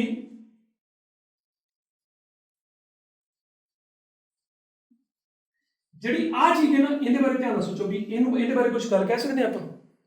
ਇਹ ਕਿਵੇਂ ਦੀ ਹੈ, ਇਹ ਕਿਸ ਚੀਜ਼ ਤੇ ਡਿਪੈਂਡ ਕਰਦੀ ਜੇ ਮੈਂ ਤੁਹਾਨੂੰ ਪੁੱਛਾਂ ਤਾਂ, ਮਤਲਬ ਕਿਹੜੇ ਪੈਰਾਮੀਟਰਸ ਤੇ ਡਿਪੈਂਡ ਕਰਦੀ ਹੈ? m ਹਮੇਸ਼ਾ ਫਿਕਸ, e ਹਮੇਸ਼ਾ ਫਿਕਸ, n ਮਟੀਰੀਅਲ ਤੇ ਡਿਪੈਂਡ ਕਰਦਾ ਹੈ, ਮਟੀਰੀਅਲ ਅਲੱਗ-ਅਲੱਗ ਦਾ n ਅਲੱਗ-ਅਲੱਗ ਹੋਏਗਾ, ਟਾਓ ਟੈਂਪਰੇਚਰ ਤੇ ਡਿਪੈਂਡ ਕਰਦਾ ਹੈ। ਜੇ ਮੈਂ ਬੋਲਾਂ ਫॉर ਗਿਵਨ ਮਟੀਰੀਅਲ, ਹੁਣ ਧਿਆਨ ਨਾਲ ਦੇਖਣਾ, ਫॉर ਗਿਵਨ ਮਟੀਰੀਅਲ, ਲੈਂਗੁਏਜ ਨੂੰ ਕੈਚ ਕਰੋ, ਇਸ ਵਾਰੀ ਮੈਂ ਮਟੀਰੀਅਲ ਫਿਕਸ ਕਰ ਰਿਹਾ। ਜੇ ਕਾਪਰ ਹੈ ਤਾਂ ਕਾਪਰ ਦੀ ਬਲੌਕ ਵੀ ਹੋ ਸਕਦੀ ਹੈ ਤੇ ਕਾਪਰ ਦੀ ਛੋਟੀ ਜਿਹੀ ਪਤਲੀ ਤਾਰ ਵੀ ਹੋ ਸਕਦੀ ਹੈ। For given material at given temperature, R ਕਿੰਨੇ ਬਰਾਬਰ ਆ ਗਿਆ? ਆਰ ਜਿਹੜਾ ਉਹ ਬਰਾਬਰ ਆ ਗਿਆ, ਇਹਦਾ ਇੱਕ ਨਾਮ ਰੱਖ ਲਓ ਬੇਟੇ, ਆ ਜਿਹੜੀ ਚੀਜ਼ ਇਹਦੇ ਫਿਕਸ ਹੈ, ਚਲੋ ਐਂ ਕਹਿੰਦਾ ਕਿ m/n(e²) ਟਾਓ ਜਿਹੜਾ ਹੈ ਕਾਂਸਟੈਂਟ ਹੁੰਦਾ ਹੈ ਤੇ ਇਹਦਾ ਇੱਕ ਨਾਮ ਹੈ ਬੇਟੇ, ਇਹਨੂੰ ਬੋਲਦੇ ਨੇ ਰੋ, ਰੈਜ਼ਿਸਟਿਵਿਟੀ। ਮੇਰੀ ਤੁਹਾਨੂੰ ਇੱਕੋ ਤਕੀਦ ਹੈ ਕਿ ਤੁਸੀਂ ਇਹਨਾਂ ਚੀਜ਼ਾਂ ਨਾਲ ਪ੍ਰਿਪੇਅਰ ਹੋ ਕੇ ਆਉਣਾ ਤਾਂ ਕਿ ਮੈਂ ਅਗਲਾ ਲੈਕਚਰ ਬਹੁਤ ਵਧੀਆ ਹੋਰ ਡੈਮੋਨਸਟ੍ਰੇਸ਼ਨ ਨਾਲ ਬਣਾ ਸਕਾਂ। ਇਹ ਬੋਲਣਗੀਆਂ ਸਾਰੀਆਂ, ਸਾਰਿਆਂ ਨੂੰ ਬੋਲਣ ਲਾਵਾਂਗੇ ਆਪਾਂ, ਠੀਕ ਹੈ? ਬਸ ਤੁਸੀਂ ਤਿਆਰ ਹੋ ਕੇ ਆਉਣਾ ਹੈ। ਤਾਂ ਆਰ ਕਿੰਨੇ ਬਰਾਬਰ ਆ ਗਿਆ ਬੇਟੇ? ਉਹ ਆ ਗਿਆ ਰੋ ਐਲ ਬਾਈ ਕਿੰਨਾ ਬੇਟੇ? ਏ। ਤਾਂ ਇਹਨਾਂ ਵਿੱਚੋਂ ਆਹ ਕਾਹਦਾ ਫੈਕਟਰ ਹੈ? Material and temperature the factor ਹੈ। ਆਹ ਕਾਹਦਾ ਫੈਕਟਰ ਹੈ? ਕੰਡਕਟਰ ਦਾ ਆਪਦਾ ਫੈਕਟਰ ਹੈ, ਠੀਕ ਹੈ? ਹੁਣ ਇਹਦੇ ਵਿੱਚੋਂ ਦੋ ਪੈਰਾਮੀਟਰਸ ਮੈਂ ਤੁਹਾਨੂੰ ਹੁਣੇ ਚੈੱਕ ਕਰਕੇ ਦਿਖਾ ਰਿਹਾ ਕਿ ਰੈਜ਼ਿਸਟੈਂਸ ਲੈਂਥ ਦੇ ਡਾਇਰੈਕਟਲੀ ਪ੍ਰੋਪੋਰਸ਼ਨਲ ਹੈ ਐਂਡ ਰੈਜ਼ਿਸਟੈਂਸ ਏਰੀਆ ਦੇ ਇਨਵਰਸਲੀ ਪ੍ਰੋਪੋਰਸ਼ਨਲ ਹੈ। ਇਹਨੂੰ ਡੈਮੋਨਸਟ੍ਰੇਸ਼ਨ ਨਾਲ ਖਤਮ ਕਰਾਂਗੇ, ਉਸ ਤੋਂ ਬਾਅਦ ਫਿਰ ਜਿਹੜਾ ਇਹਦੇ ਬਾਰੇ ਕੱਲ ਇੱਕ ਐਕਸਟੈਂਸਿਵ ਡਿਟੇਲ 'ਚ ਚੱਲਾਂਗੇ। ਅੱਜ ਮੈਂ ਬਹੁਤੀ ਐਕਸਟੈਂਸਿਵ ਡਿਟੇਲ 'ਚ ਨਹੀਂ ਜਾ ਰਿਹਾ ਤਾਂ ਕਿ ਤੁਸੀਂ ਅੱਜ ਇਹਨਾਂ ਮੈਥਮੈਟਿਕਸ ਜਿਹੜਾ ਪਾਰਟ ਹੈ ਨਾ ਉਹਨੂੰ ਵਧੀਆ ਤਰੀਕੇ ਨਾਲ ਰਿਵਾਈਜ਼ ਕਰ ਸਕੋ, ਠੀਕ ਹੈ? ਉਹ ਗੱਲਾਂ ਨੂੰ ਸਮਝੋ, ਇਹਨੂੰ ਸਮਝੋ ਕਿ ਇੱਥੇ ਆ ਕਿਉਂ ਫਰਕ ਪਾਇਆ, ਇੱਥੇ ਉਹਨਾਂ ਕਿਉਂ ਨਹੀਂ ਲਿਖਿਆ, ਇਹਨਾਂ ਗੱਲਾਂ ਨੂੰ ਸਮਝੋ, ਠੀਕ ਹੈ? ਸੋ ਕਰਦੇ ਹਾਂ ਬੇਟੇ ਡੈਮੋਨਸਟ੍ਰੇਸ਼ਨ। ਮੈਂ ਸੈਟਅਪ ਲਗਾ ਲਾਂ। ਤਾਂ ਫਸਟ ਆਫ ਆਲ ਬੇਟਾ ਤੁਸੀਂ ਦੇਖੋ, ਇਹ ਮਲਟੀਮੀਟਰ ਆਪਾਂ ਇੱਕ ਵਾਰ ਅੱਗੇ ਵੀ ਵਰਤ ਚੁੱਕੇ ਹਾਂ। ਮੈਂ ਤੁਹਾਨੂੰ ਥੋੜਾ ਜਿਹਾ ਇਹਦੇ ਬਾਰੇ ਦੱਸਦਾ ਕਿ ਇਹਦੀ ਜਿਹੜੀ ਇਹ ਨੌਬ ਹੈ ਨਾ, ਜੇ ਤੁਸੀਂ ਆਹ ਸਿੰਬਲ ਦੇਖੋ, ਵੈਸੇ ਤਾਂ ਜੇ ਆਪਾਂ ਇਹਦੇ ਬਾਰੇ ਡਿਸਕਸ ਕਰਾਂਗੇ, ਆਹ ਓਹਮ ਦਾ ਸਿੰਬਲ ਹੈ, ਰੈਜ਼ਿਸਟੈਂਸ ਦਾ ਯੂਨਿਟ ਜਿਹੜਾ ਆਪਾਂ ਕਹਿੰਦੇ ਹਾਂ ਕਿ ਓਹਮ ਹੁੰਦਾ, ਠੀਕ ਹੈ? ਬਾਕੀ ਨੈਕਸਟ ਕਲਾਸ ਦੇ ਵਿੱਚ ਆਪਾਂ ਡਿਸਕਸ ਕਰਾਂਗੇ ਇਹਦੇ ਬਾਰੇ। ਅਜੇ ਤੱਕ ਆਪਾਂ ਸਿਰਫ ਇਹਨੂੰ ਮੈਜਰ ਕਰਨ ਲਈ ਕੀ ਕਰਨਾ ਹੁੰਦਾ, ਜਿਹੜੀ ਇਹ ਨੌਬ ਹੈ ਇਹਨੂੰ ਤੁਸੀਂ ਮੂਵ ਕਰਨਾ ਹੁੰਦਾ ਇੱਦਾਂ ਇੱਦਾਂ। ਜਿਵੇਂ ਹੁਣ ਮੈਨੂੰ ਪਤਾ ਹੈ ਕਿ ਜਿਹੜੇ ਮੈਂ ਵਰਤਣ ਲੱਗਾ ਨਾ ਵਾਇਰਸ, ਉਹਨਾਂ ਦੀ ਜਿਹੜੀ ਰੈਜ਼ਿਸਟੈਂਸ ਉਹ 200 ਜਾਂ 200 ਓਮ ਤੋਂ ਘੱਟ ਹੈ, ਠੀਕ ਹੈ? ਸੋ ਇਹਨੂੰ ਮੈਂ ਵਰਤਾਂਗਾ, ਡਨ। ਤਾਂ ਉਸ ਤੋਂ ਬਾਅਦ ਅਗਲੀ ਗੱਲ ਹੈ ਕਿ ਆਹ ਇਹਨੇ ਦੋ ਕਨੈਕਟਰ ਨੇ, ਮੈਂ ਇਹਨਾਂ ਦੇ ਉੱਤੇ ਇਹਨੂੰ ਕ੍ਰੋਕੋਡਾਈਲ ਕਲਿੱਪ ਕਹਿੰਦੇ ਨੇ, ਇਹ ਲਗਾ ਲਈਏ, ਠੀਕ ਹੈ? ਹੁਣ ਆਪਾਂ ਐਕਸਪੈਰੀਮੈਂਟੇਸ਼ਨ ਕਰ ਕਿੰਨੇ ਤੇ ਰਹੇ ਹਾਂ, ਇਹ ਇੱਥੇ ਰੱਖਾਂਗੇ। ਤਾਂ ਐਜ਼ ਯੂ ਕੈਨ ਸੀ ਕਿ ਮੇਰੇ ਕੋਲ ਤਿੰਨ ਤਰ੍ਹਾਂ ਦੀ ਵਾਇਰ ਹੈ ਬੇਟੇ। ਇੱਕ ਆਹ ਪਈ, ਆਹ ਵਾਲੀ, ਇਹ ਇਹਦਾ ਨਾਮ ਮੈਂ ਏ ਰੱਖਤਾ। ਇਹ ਮਟੀਰੀਅਲ ਜਿਹੜਾ ਹੈ ਨਾਈਕ੍ਰੋਮ ਹੈ। ਅਗਲੀ ਕਲਾਸ ਤੁਸੀਂ ਮਿਸ ਨਹੀਂ ਕਰਨੀ ਹੈਗੀ। ਅਗਲੀ ਕਲਾਸ ਦੇ ਵਿੱਚ ਮੈਂ ਤੁਹਾਨੂੰ ਇਹ ਸਾਰੀਆਂ ਗੱਲਾਂ ਸਿਖਾਉਣੀਆਂ ਨੇ ਵੀ ਇਹ ਕੀ ਚੀਜ਼ਾਂ ਨੇ। ਤਾਂ ਇਹ ਨਾਈਕ੍ਰੋਮ ਵਾਇਰ ਹੈ, ਆ ਫਿਰ ਉਹੀ ਨਾਈਕ੍ਰੋਮ ਵਾਇਰ ਹੈ, ਬੀ ਵਾਇਰ ਜਿਹਦਾ ਨਾਮ ਰੱਖਿਆ, ਲੇਕਿਨ ਇਸ ਵਾਰ ਮੈਂ ਇਹਦੀ ਲੈਂਥ ਵੱਡੀ ਲੈ ਲਈ ਬੇਟੇ, ਇਦਾਂ ਕਰਕੇ। Got it? ਕਿਉਂਕਿ ਮੈਂ ਆਹ ਬਲਾਮਾ ਜਾ ਦਿੱਤਾ ਹੋਇਆ, ਠੀਕ ਹੈ? ਸੋ ਇਹਦੇ ਨਾਲੋਂ ਇਹ ਵਾਇਰ ਮੇਰੀ ਰੈਫਰੈਂਸ ਵਾਇਰ ਹੈ, ਤੁਸੀਂ ਐਂ ਰੱਖਣਾ, ਉਹਦੇ ਨਾਲੋਂ ਇਹਦੀ ਲੈਂਥ ਵੱਡੀ ਹੈ। ਇਸ ਇਹ ਵਾਇਰ ਤੇ ਇੱਕ ਜਿਹੜੀ ਆਹ ਵਾਇਰ ਲੱਗੀ ਹੋਈ, ਆਹ ਵਾਲੀ, ਇਹਨਾਂ ਦੋਨਾਂ ਦੀ ਜਿਹੜੀ ਲੈਂਥ ਹੈ ਉਹ ਬਰਾਬਰ ਹੈ, ਪਹਿਲੀ ਤੇ ਤੀਜੀ ਦੀ, ਏ ਤੇ ਸੀ ਦੀ, ਲੇਕਿਨ ਇਹਦੀ ਇਹ ਮੋਟੀ ਹੈ, ਤੁਹਾਨੂੰ ਦਿਖੀ ਰਹੀ ਹੈ ਸਾਰਿਆਂ ਨੂੰ, ਹੈ ਨਾ? ਸੋ ਆਪਾਂ ਪਹਿਲੇ ਨੰਬਰ ਤੇ ਕੀ ਚੈੱਕ ਕਰਨਾ ਹੈ, ਮੇਰੀ ਜਿਹੜੀ ਰੈਫਰੈਂਸ ਵਾਇਰ ਹੈ ਉਹਦੀ ਰੈਜ਼ਿਸਟੈਂਸ ਦੇਖਦੇ ਹਾਂ ਕਿੰਨੀ ਹੈ, ਰਾਈਟ? ਰੈਡੀ? ਸੋ ਧਿਆਨ ਨਾਲ ਤੁਸੀਂ ਨੋਟ ਕਰ ਲੈਣਾ ਕਿ ਆਪਾਂ ਦੇਖਣਾ ਮਲਟੀਮੀਟਰ ਤੇ ਹੈ, ਠੀਕ ਹੈ? ਤਾਂ ਮਲਟੀਮੀਟਰ ਨੂੰ 200 ਤੇ ਸੈੱਟ ਕੀਤਾ ਹੋਇਆ। ਇਹ ਮੈਂ ਇੱਕ ਕਲਿੱਪ ਇੱਧਰ ਲਾਇਆ, ਇੱਕ ਕਲਿੱਪ ਇੱਧਰ ਲਾਇਆ ਬੇਟੇ। ਤਾਂ ਤੁਸੀਂ ਰੀਡਿੰਗ ਨੋਟ ਕਰ ਲੈਣੀ ਸਾਰਿਆਂ ਨੇ। ਐਂਡ ਰੀਡਿੰਗ ਜਿਹੜੀ ਹੈ ਉਹ ਆ 19.21 ਜਿੰਨੀ ਵੀ ਹੋਗੀ, ਬਸ 19 ਓਮ ਲਾ ਲਓ ਤੁਸੀਂ। ਸੋ ਇਹਦਾ ਮਤਲਬ ਹੈ ਇਹ ਵਾਇਰ ਜਿਹੜੀ ਮੇਰੀ ਰੈਫਰੈਂਸ ਵਾਇਰ ਹੈ ਉਹਦੀ ਜਿਹੜੀ ਰੈਜ਼ਿਸਟੈਂਸ ਉਹ 19 ਓਮ ਹੈ। ਹੁਣ ਉਨੀ ਹੀ ਪਤਲੀ, ਯਾਨੀ ਕਿ ਇੱਥੇ ਏਰੀਆ ਫਿਕਸ ਹੈ ਨਾ, ਜਦੋਂ ਆਪਾਂ ਪਤਲੀ ਉਨੀ ਲਈਏ, ਲੇਕਿਨ ਲੈਂਥ ਅੱਗੇ ਨਾਲੋਂ ਕੀ ਹੋਗੀ? ਵੱਡੀ। ਜਦੋਂ ਵੀ ਤੁਸੀਂ ਦੋ ਪੈਰਾਮੀਟਰਸ ਚੈੱਕ ਕਰਦੇ ਹੋ ਨਾ, ਜਿਵੇਂ ਲੈਂਥ ਦੀ ਗੱਲ ਕਰਨੀ, ਫਿਰ ਏਰੀਆ ਨੂੰ ਫਿਕਸ ਕਰਨਾ ਪੈਣਾ। ਤਾਂ ਮੈਂ ਇਸ ਕਰਕੇ ਏਰੀਆ ਨੂੰ ਫਿਕਸ ਕੀਤਾ ਹੋਇਆ, ਹੁਣ ਲੈਂਥ ਵੱਡੀ ਕਰ ਦਿੰਦੇ ਬੇਟੇ। ਇੱਕ ਕਲਿੱਪ ਇੱਥੇ ਲਾਈ, ਦੂਜੀ ਆਪਾਂ ਇੱਥੇ ਲਾਈ। ਤਾਂ ਤੁਸੀਂ ਚੈੱਕ ਕਰੋ, ਲੈਂਥ ਵੱਡੀ ਹੋਣ ਨਾਲ ਰੈਜ਼ਿਸਟੈਂਸ ਕਿੰਨੀ ਫਰਕ ਪੈ ਗਈ, ਦੇਖੋ ਹੁਣ ਆ ਗਈ 24.4 ਓਮ। ਸੋ ਇਹਦਾ ਮਤਲਬ ਹੈ ਜਿਵੇਂ ਜਿਵੇਂ ਲੈਂਥ ਵਧੀ ਉਵੇਂ ਮੇਰੀ ਰੈਜ਼ਿਸਟੈਂਸ ਕੀ ਕਰ ਗਈ? ਵੱਧ ਗਈ। ਵੈਰੀ ਸਿੰਪਲ, ਹੈ ਨਾ? ਸੋ ਡਿਸਕਸ ਕਰਾਂਗੇ। ਮੈਂ ਫਿਰ ਕਹਿੰਦਾ ਕਿ ਜ਼ਿਆਦਾ ਜ਼ਰੂਰੀ ਹੈ ਕਿ ਤੁਸੀਂ ਇੱਕ ਵਾਰੀ ਡੈਮੋਨਸਟ੍ਰੇਸ਼ਨ ਦੇਖ ਲਓ, ਮੈਨੂੰ ਮੇਰੇ ਹਿਸਾਬ ਨਾਲ ਚੱਲਣ ਦੇਣਾ ਕਿ ਮੈਂ ਇਸ ਟੌਪਿਕ ਨੂੰ ਕਿੱਦਾਂ ਚਲਾਉਣਾ ਹੈ। ਯਾਦ ਰੱਖਣਾ ਤੁਸੀਂ ਹੈ ਬਸ, ਠੀਕ ਹੈ? ਅਗਲੀ ਗੱਲ, ਹੁਣ ਇਹਦੀ ਰੈਜ਼ਿਸਟੈਂਸ ਆਪਣੀ ਕਿੰਨੀ ਸੀ? 19 ਓਮ ਦੇ ਨੇੜੇ। ਹੁਣ ਮੈਂ ਇਹਦੇ ਤੇ ਲਾਉਣ ਲੱਗਾ ਬੇਟੇ, ਦੇਖਿਓ ਇਹ ਆਹ ਲਾਤਾ ਫਸਾਤਾ, ਧਿਆਨ ਨਾਲ ਦੇਖੋ ਕਿੰਨੀ ਹੈ। ਇਹਦਾ ਮਤਲਬ ਜਦੋਂ ਏਰੀਆ ਵੱਧਦਾ ਹੈ, ਯਾਨੀ ਕਿ ਜਦੋਂ ਤਾਰ ਮੋਟੀ ਹੋ ਜਾਂਦੀ ਤੇ ਰੈਜ਼ਿਸਟੈਂਸ ਕੀ ਕਰ ਜਾਂਦੀ? ਘਟ ਜਾਂਦੀ। ਤੁਸੀਂ ਆਪਦੇ ਦਿਮਾਗ ਨੂੰ ਇਹ ਚਲਾਉਣਾ ਹੈ ਕਿ ਐਵੇਂ ਕਿਉਂ ਹੋ ਰਿਹਾ ਹੈ। ਦੇਖੋ ਮੈਂ ਤੁਹਾਨੂੰ ਡੈਮੋਨਸਟ੍ਰੇਸ਼ਨ ਨਾਲ ਕਰਕੇ ਦਿਖਾਤਾ, ਬਟ ਟਿਲ ਨੈਕਸਟ ਕਲਾਸ ਤੁਸੀਂ ਇਹਦੇ ਬਾਰੇ ਸੋਚਣਾ ਓਕੇ। ਸੋ ਆਈ ਹੋਪ ਕਿ ਤੁਸੀਂ ਡੈਮੋਨਸਟ੍ਰੇਸ਼ਨ ਨੂੰ ਪੂਰਾ ਇੰਜੋਏ ਕੀਤਾ ਬੇਟੇ ਐਂਡ ਆਪਦੇ ਦਿਮਾਗ 'ਚ ਗੱਲਾਂ ਦੀਆਂ ਬਰੀਕੀਆਂ ਨੂੰ ਸਮਝ ਲਿਆ ਕਿ ਮੈਂ 3 ਤਾਰਾਂ ਕਾਹਤੋਂ ਲਾਈਆਂ, ਕੰਪੈਰੀਜ਼ਨ ਕਿਉਂ ਕਰ ਰਿਹਾ। ਤੁਸੀਂ ਹੁਣ ਵੱਡੇ ਬੱਚੇ ਹੋ ਗਏ ਤਾਂ ਉਸ ਤਰੀਕੇ ਨਾਲ ਸੋਚਦੇ ਹੋ ਗੱਲਾਂ ਨੂੰ। ਆਪਾਂ ਇੱਕ ਸਾਇੰਟਿਸਟ ਬਣ ਕੇ ਹੀ ਚੀਜ਼ਾਂ ਦਾ ਐਨਾਲਿਸਿਸ ਕਰਨਾ ਹੈ। ਮੈਂ ਚਾਹੁੰਦਾ ਕਿ ਜਿਹੜੇ ਬੱਚੇ ਸ਼ੁਰੂ ਤੋਂ ਨਾਲ ਲੱਗੇ ਹੋਏ ਨੇ ਉਹਨਾਂ ਦਾ ਸਫ਼ਰ ਜਿਹੜਾ ਨਾ ਅਗਲਾ ਬਹੁਤ ਸੁਹਾਵਣਾ ਹੋਵੇ। ਉਹਦੇ ਲਈ ਮਿਹਨਤ ਨਾ ਛੱਡਿਓ ਬਸ, ਠੀਕ ਹੈ, ਐਨ ਪੂਰੀ ਤਰ੍ਹਾਂ ਜ਼ੋਰ ਲਾ ਕੇ ਲੱਗੇ ਰਹੋ, ਅੰਦਰ ਵੜ ਜਾ ਕਰੋ ਚੀਜ਼ਾਂ ਦੇ ਬਸ, ਠੀਕ ਹੈ। ਸੋ ਮਿਲਦੇ ਹਾਂ ਨੈਕਸਟ ਕਲਾਸ 'ਚ ਬੇਟਾ। Till then